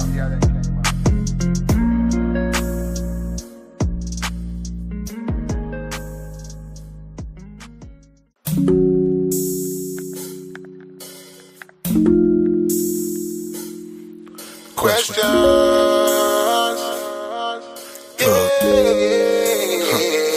Can I ask what we hate each other for? See, I'm just asking, you got that passion to see your sister go. I wanna see that woman stand, you leave her on the floor. Let's try to gain some understanding before you go to war. Your spirit poor, deja vu, I've seen this before. Time after time played in my mind, I can't take no more. I did the crime, I did the time, I only bruised my soul.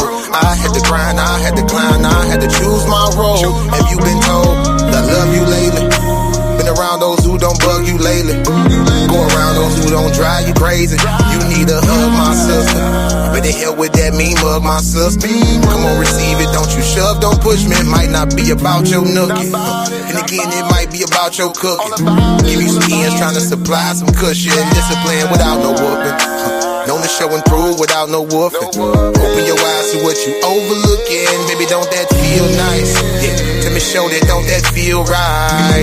Ever feel what true love feel like? This ain't no pill high. When no shit they growing, no feel high. Keep you grounded, but yet you still fly. See, now I realize.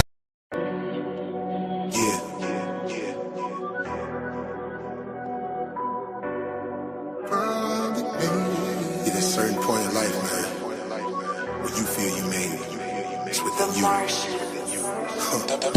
ain't gotta rap about robbing, I ain't gotta rap about dope. It give me peace to let me know I give you hope, you know I made it. Hurting like a project curtain, pockets been down to the floor. When you love it, you would never let it go, you know I made it. Understand they gon' hate, real niggas feel my flow, that's how I like it. But I know they don't want smoke, you know I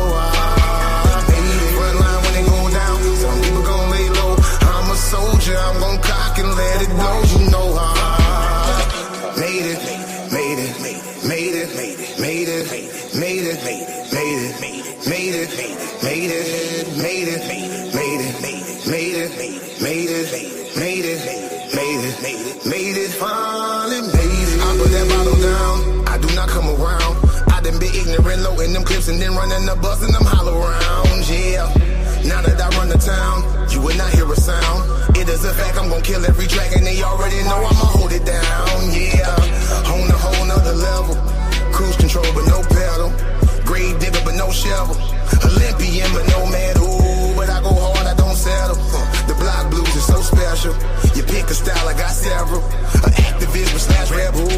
I know they mad that I made it. You should be happy I made it. Usually it's only one opportunity. It's all about who the one that's gonna take it. Yeah, yeah. Some people get it and make it. Some people get it and fake it. Now that I got it, I'm giving it all that I got. Cause I know that that casket is waiting. Bless them, bless them. I ain't gotta rap about robbing. I ain't gotta rap about dope. It give me peace to let me know I give you hope. You know I made it. Hurting like a project curtain. Pockets been down to the floor. When you love it, you would never let it go. You know I made it. Understand they gon' hate. Real niggas feel my flow. That's how I like it. But I know they don't want smoke. You know I made it. Front line when it go down. Some people gon' lay low.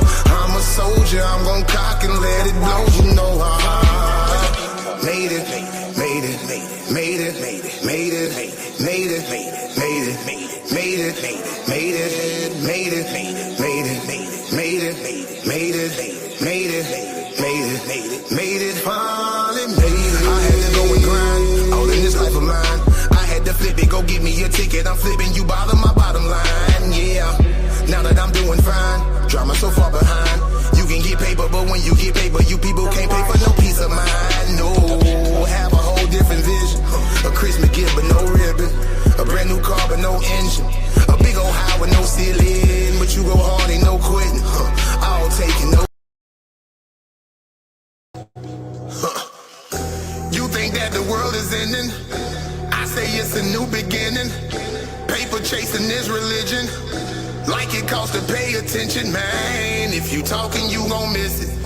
Study law, signs and symbols. Young and picking up a pistol. Message fucking with his mental, man. Welcome to cold-blooded killing. Drug dealing, low income living. Demons dwell all in they spirit. You hear my pain in these lyrics, man. Disregard if you listening. Place protection on these children. Knowledge only cure the ignorant. The prison system is a business, man. Where I'm from, your friends turn to fool. They letting that money control. They mind and they spirit, no soul, no. Ain't no love for no people, just don't now. And it's out of control. Pray for your C-cell, I'm trying to get old. Hug them and kiss them, they walk to the store, cause this might be the time you won't see them no more. Let me bring you close. Young and thuggin', bustin', rushin', loving nothing, cussin'. Disrespect his mother, mind frame bloody, background muddy, going through a thing. Still got a loving little mama thuggin', loving nothing, cussin'. Disrespect a mother, scheming on a cousin, mind frame bloody, background muddy, going through a thing. Still gotta love her, but you sleep on me, open your eyes.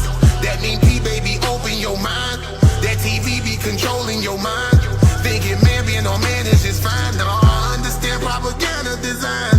In your lane mean you stay in your line. Body language gon' speak every time.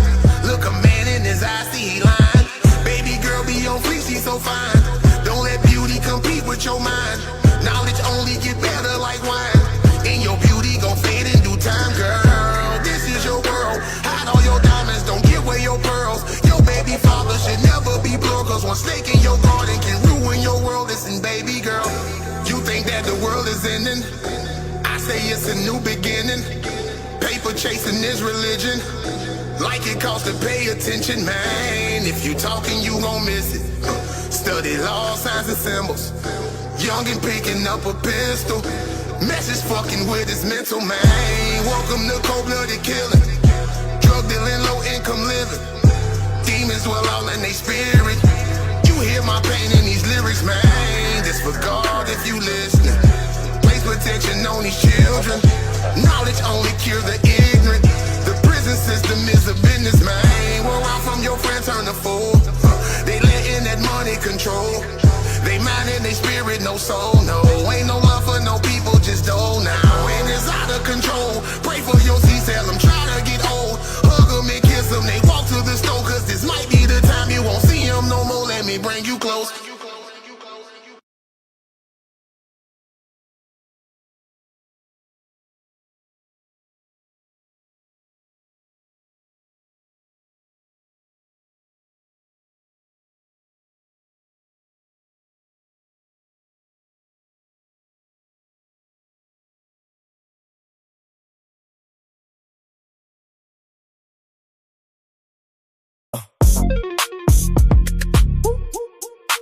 OWL, only world logic, OLEE.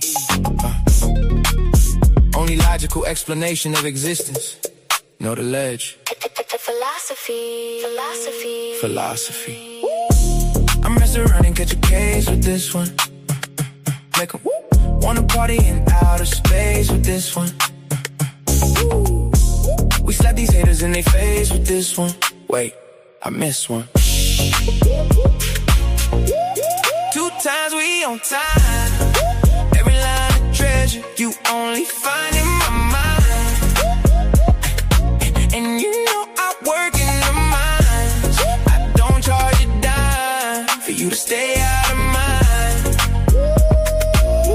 Yeah. They fear as soon as they hear it. Smart minds salute it, the weak minds fear it. Like Aristotle, I question coherence through the eyes of a thinker. Truth become appearance. Only answers come from the questions you form with time and nature. Every question transformed. It's the mecca for the minds that was built to explore. Bird droppings on the way, not a game getting stormed. Yeah. OWL on the wall, OLE in position. Test every claim, then I check the condition. If it don't hold coherence, it don't earn recognition. That's why debate opponents keep socially distancing. See, they don't really want pressure. They just want applause. Till somebody asks questions, then the room get paused. I built this from the ground, y'all just copying saws. Different type of animal, different type of boss. Yeah. Can it be understood? Can it move without contradiction? Can the mind update when it finally see the friction? Yeah. I mess around and catch a case with this one. Make 'em wanna party in outer space with this one. We slap these haters in their face with this one. Wait, I missed one. 2 times we on time. Every line of treasure you only find in my mind. And you know I work in the mind. I don't charge a dime for you to stay out of mind. The wool removed, it's wolves I see. No fur, no scales, it's feathers on me. I'm more 5T, Fadi Mona, I'm more. Was Christian once, but I'm trapped no more. It's like trying to fly with an injured wing.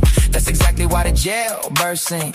I flew to the top, left proof on things. Bird crumbs ain't enough when your appetite king. Mental worth, I done filled up the bank. You offer incoherence, so thanks. No thanks, no thanks. Keep your mental brains like a form thoughts well. Still waiting on answers for Yahweh and El. And Satan too, if we telling the story. Why blame a devil for a human choosing poorly? I move with my mind, I don't feel what's unseen. No ghost in the dark, get to hijack me. No copy, no paste, you can't get my style. Heart on my sleeve, still walk with a smile.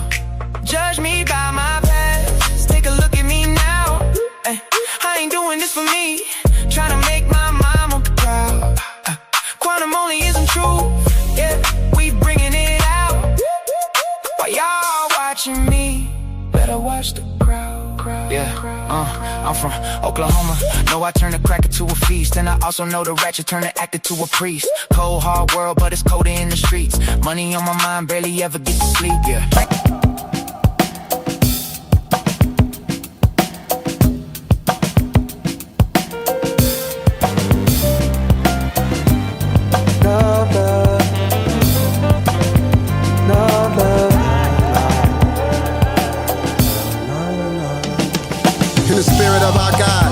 Of our lives, may we increase as it reach the heavenly skies.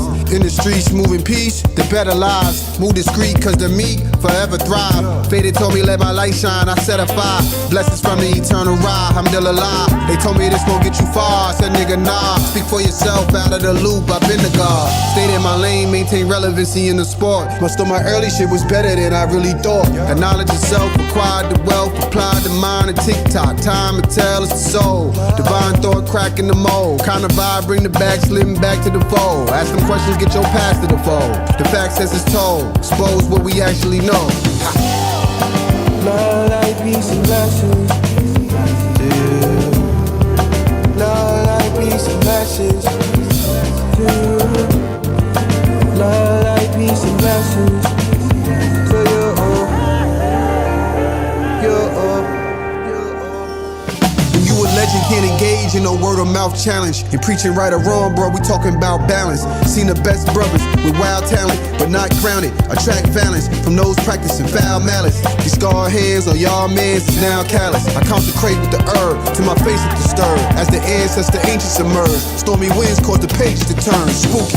Righteous living, reap your harvest residually, literally. It'll keep your enemies out your vicinity. You could be what you finna be if you could see it vividly. The true and living, the epitome of that energy. Be the total package, rolling through the rapids. Knowing you a savage, if you want it, you can have it. Focus on it hard till you close enough to grab it. If you believe in God, she ain't birthing nothing average. Exactly. Love, light, peace, and blessings.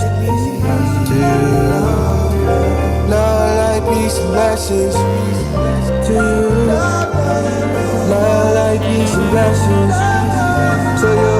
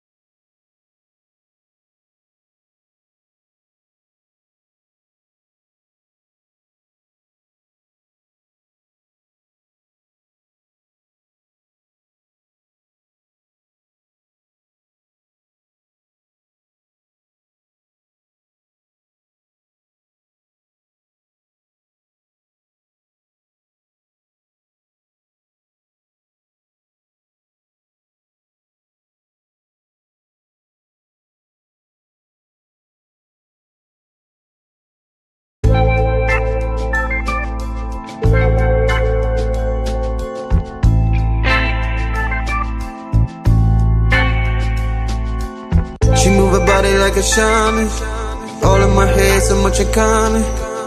Just say that word, baby, I'm on it. If this ain't love, then I don't want it. She move her body like a shaman. All in my head, so much in common. Just say that word, baby, I'm on it. If this ain't love, then I don't. See, I've been looking for a while. One who compliments my style, and whose pheromones so irresistible, it drives me wild. She ain't got no time to flex, way too blessed to be here stressed. Ain't compatible with low vibrations, nothing like the rest. No, I don't know nobody.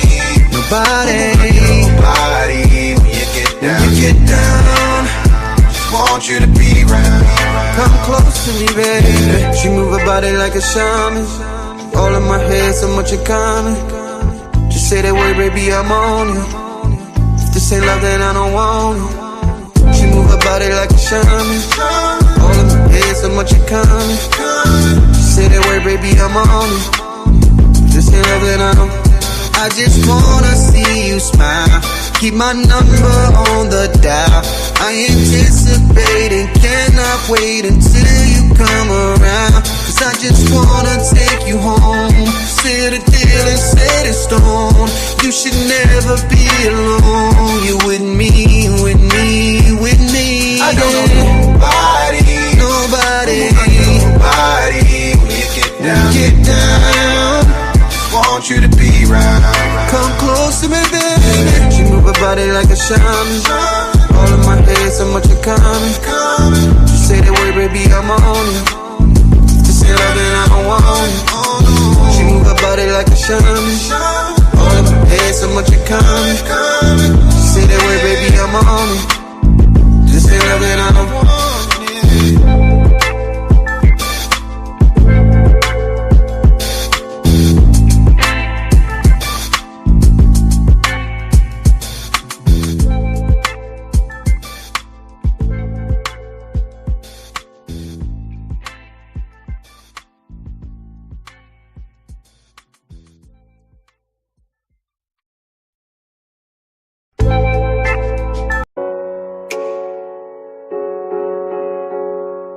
Yeah.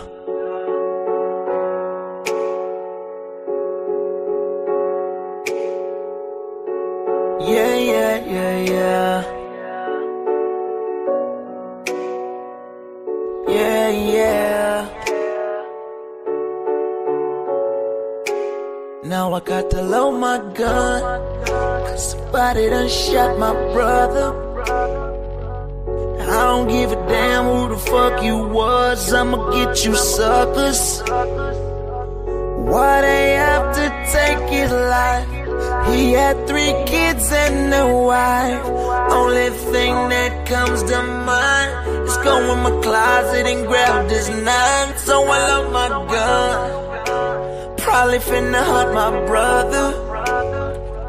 Cause ain't nobody else doing all these stupid killings than these dumb little fuckers. So easily they take life just to try and earn some stripes. But we gon' see who's on they job, because my OGs taught me right. So I load my gun. Bang, bang, bang, bang, bang, bang, when I load my gun.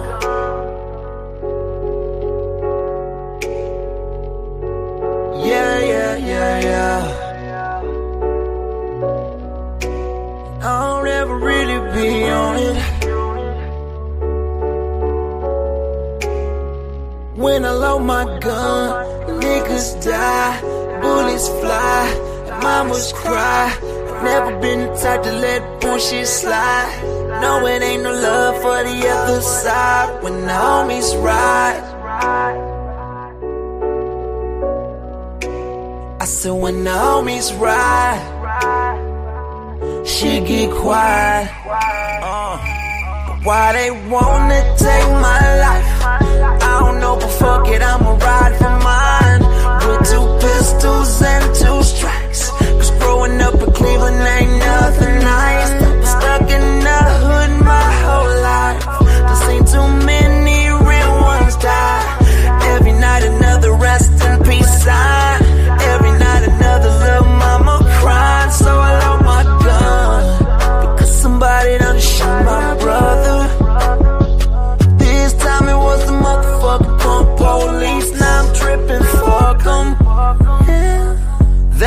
unjustly took his life.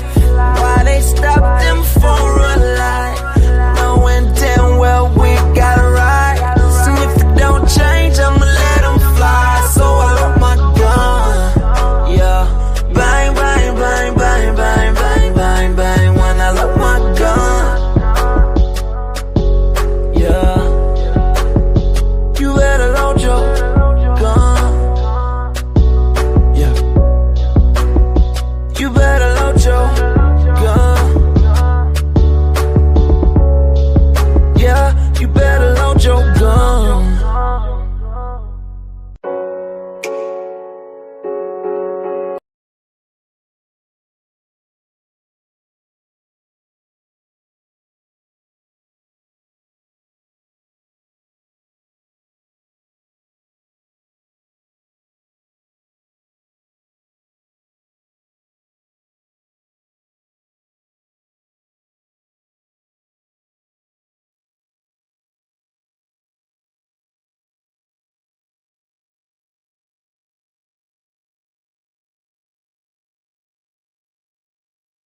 What makes you different? What makes you different? What makes you different? 'Cause I done been around the world with plenty different girls, and women never change, they all seem to be the same. But she told me she's different.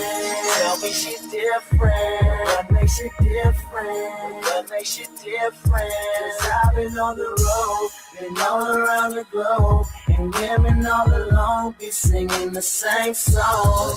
Tell me she's different. This is how it goes. You see her at the bar and you approach her 'cause she cold. You start a conversation and you try to take her home. And if it doesn't work, you put a number in your phone. Then you leave her alone and you wait a couple days. Talk a couple times and you take her on a date. And when you get her home, you try to lay her on the couch. She's gonna tell you pause when she opens up her mouth. She gonna tell you she's different. Tell me she's different. What makes you different? What makes you different? 'Cause I done been around the world with plenty different girls, and women never change, they all seem to be the same. But she told me she's different.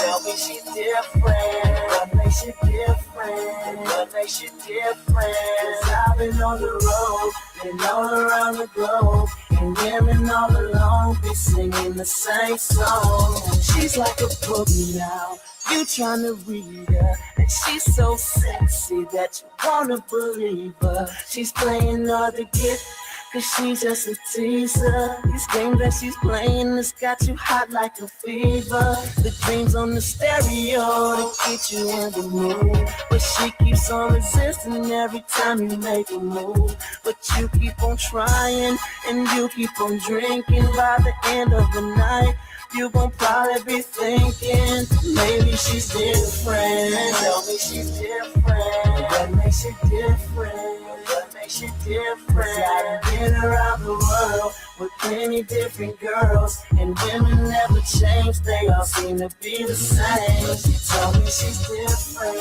Tell me she's different. What makes you different? What makes you different? 'Cause I've been on the road, been all around the globe, and women all along be singing the same song. She said she's not the same. I said that I feel she's not that kind of girl. Damn, it sounds familiar. Don't know.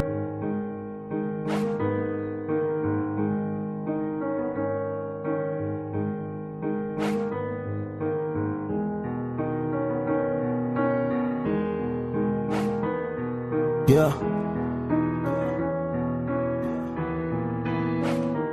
I've been on the West Coast with the best smoke, trying to get my money right. Then I turn my TV on and something ain't feeling right. Hold up, niggas dying every night, bullets flying left and right. Rest in peace to the young niggas that keep dying for the time. Hold up, the niggas ain't speaking on it. I love my city, so I'm speaking on it. I ain't being quiet while these young niggas ride. I ain't trying to get no more condolence. If you really gave a fuck about your city, then you would do something. Just cause you keep you a 30 in your clip don't make you a killer. You ain't shit without extending those.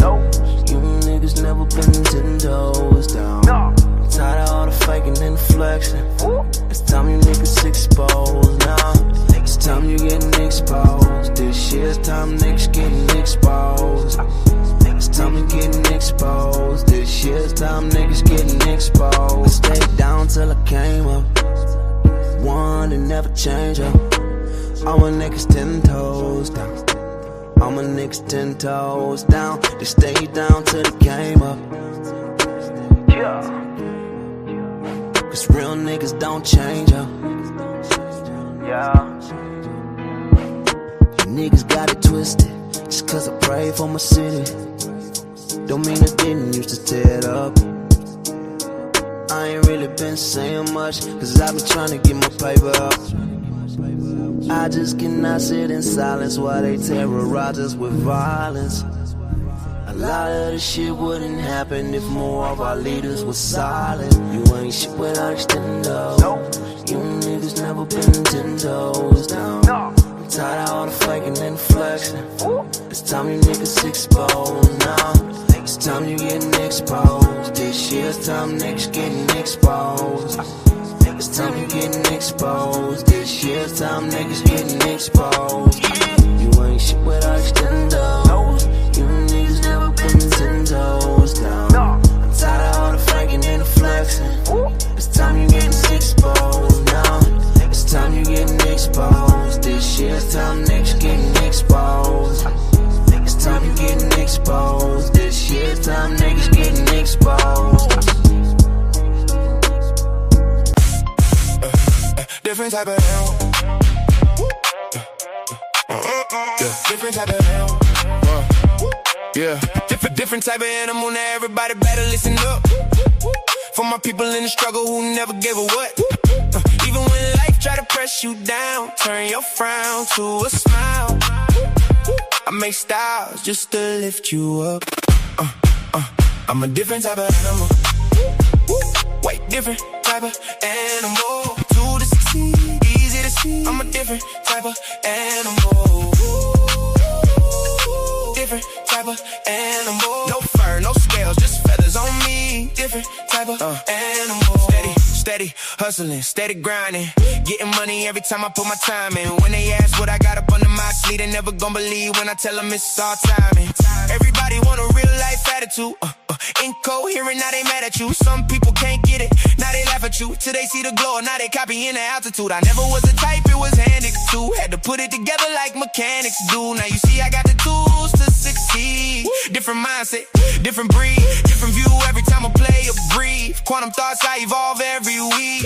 Young Al, been wild since a young child. Still fresh to the death, no funeral style. How could you walk in my shoes? We run the town, big shoes to fill. Never been a clown. I'm a different type of animal. Way different type of animal. To succeed, easy to see. I'm a different type of animal.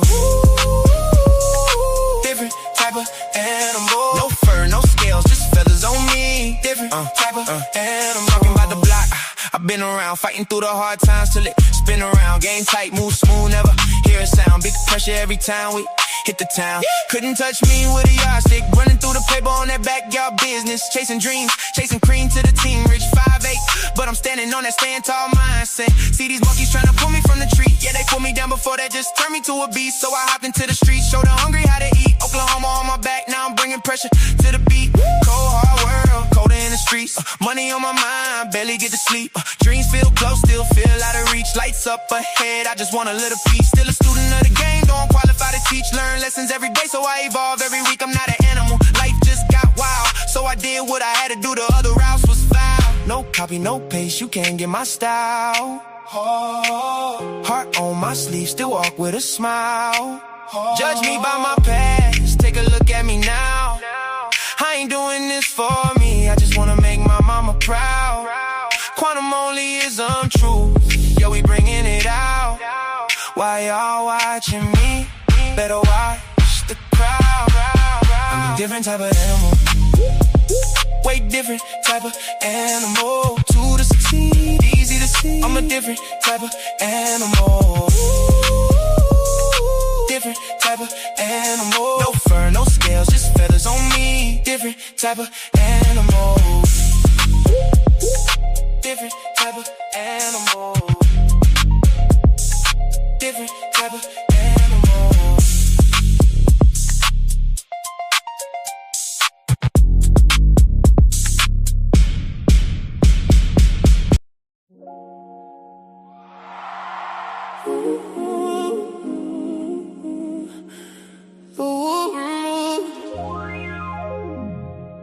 You wolves I see. No dogs, no snakes. There's feathers on me.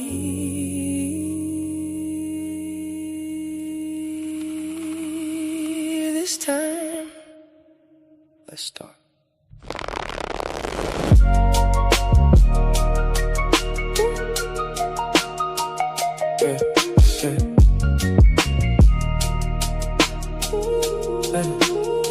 They try to open their third eye with both eyes closed. Can't see the consequences to the things that they chose. Put theyself in deeper sleep, claiming that they won't. While I'm watching time and nature moving through the smoke, I fell in love with wisdom. Sophia held my hand, told me comfort ain't real if it destroy another man. So I learned to love existence without controlling all the plans. Tried to hold on to forever, still it slipped right through my hands. Tried everything to get it, still slipped through my hands. And there's both of my kids. Only thing I truly love, my number one fans. And I still smile, even when life get cold. Cause most things grow in the sunlight, but grow the most at night. There's something people don't know. I'm on Fati, I'm on. I love time because nature gave me something to adore. Forever be Father Time and Mother Nature dancing endlessly. Open both eyes and you finally see. You get 2 eyes but only one vision of reality.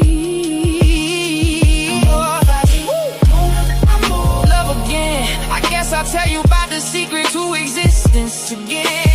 Feathers on me, stars above, everything alive because of love. The only time I fell in love, I was standing on a ledge. If I would've knew the ledge, I might've moved different instead. Thought I found forever in somebody else's head, but she just wanted friendship while I was thinking marriage bed. So here I go again, talking about love again, trying to explain existence through the pain again, trying to hold beauty still, but time don't ever stand. That's when Father Time whispers, son, that's just the plan. And Mother Nature touched my shoulder, said nothing blooms forever, but everything returns eventually. That's when I finally understood why heartbreak make us wiser, why loneliness get deeper when your thoughts become advisors. People fear the dark, but the stars only shine there. Flowers drink the sunlight, but roots grow where the night live. That's why I stopped fearing pain and started reading signs there. Every scar another map showing me where life is.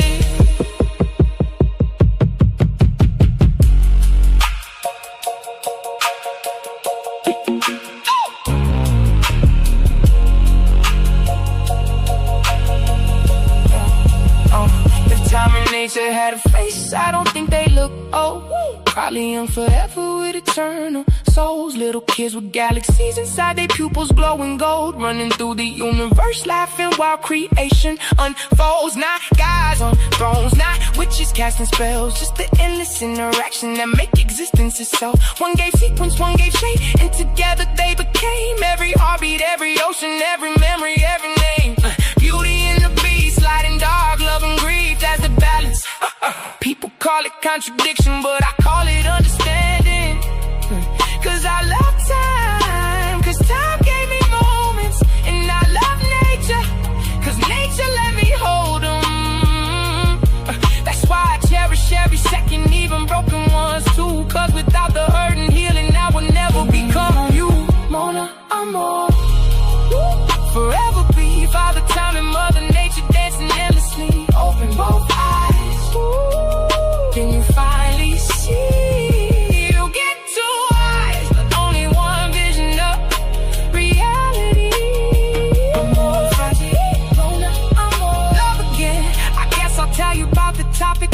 existence again. Feathers only, stars above, everything alive because of love.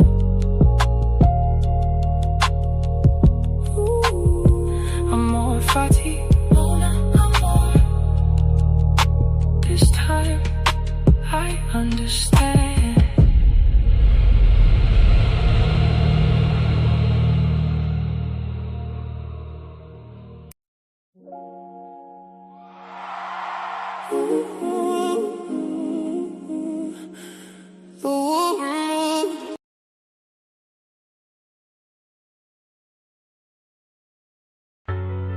Let's pause the noise for a second, because if you're still here right now, you're already different. Not everyone gets this. Not everyone understands real debate, real scholarship, real intellectual smoke. But you do. This is Coliseum of Arguments. This is Titans Debate League. And what happens here doesn't survive on algorithms. It survives on the people who believe in it. When you support through Cash App, you're not just donating. You're fueling the arena. You're the reason we can bring in high-level guests. You're the reason we keep unbiased judges. You're the reason these debates stay sharp, fair, and uncompromised. This platform is built by thinkers, sustained by supporters, protected by the ones who know value when they see it. If this show has ever sharpened your mind, has ever entertained you, or has ever challenged what you thought you knew, then Cash App is how you say, keep this going. Not everyone contributes, but the ones who do, they're part of what makes this real. Coliseum of Arguments, Titans Debate League, powered by the people who get it. Heart is bleeding in a pool of blood, I'm drowning, yeah.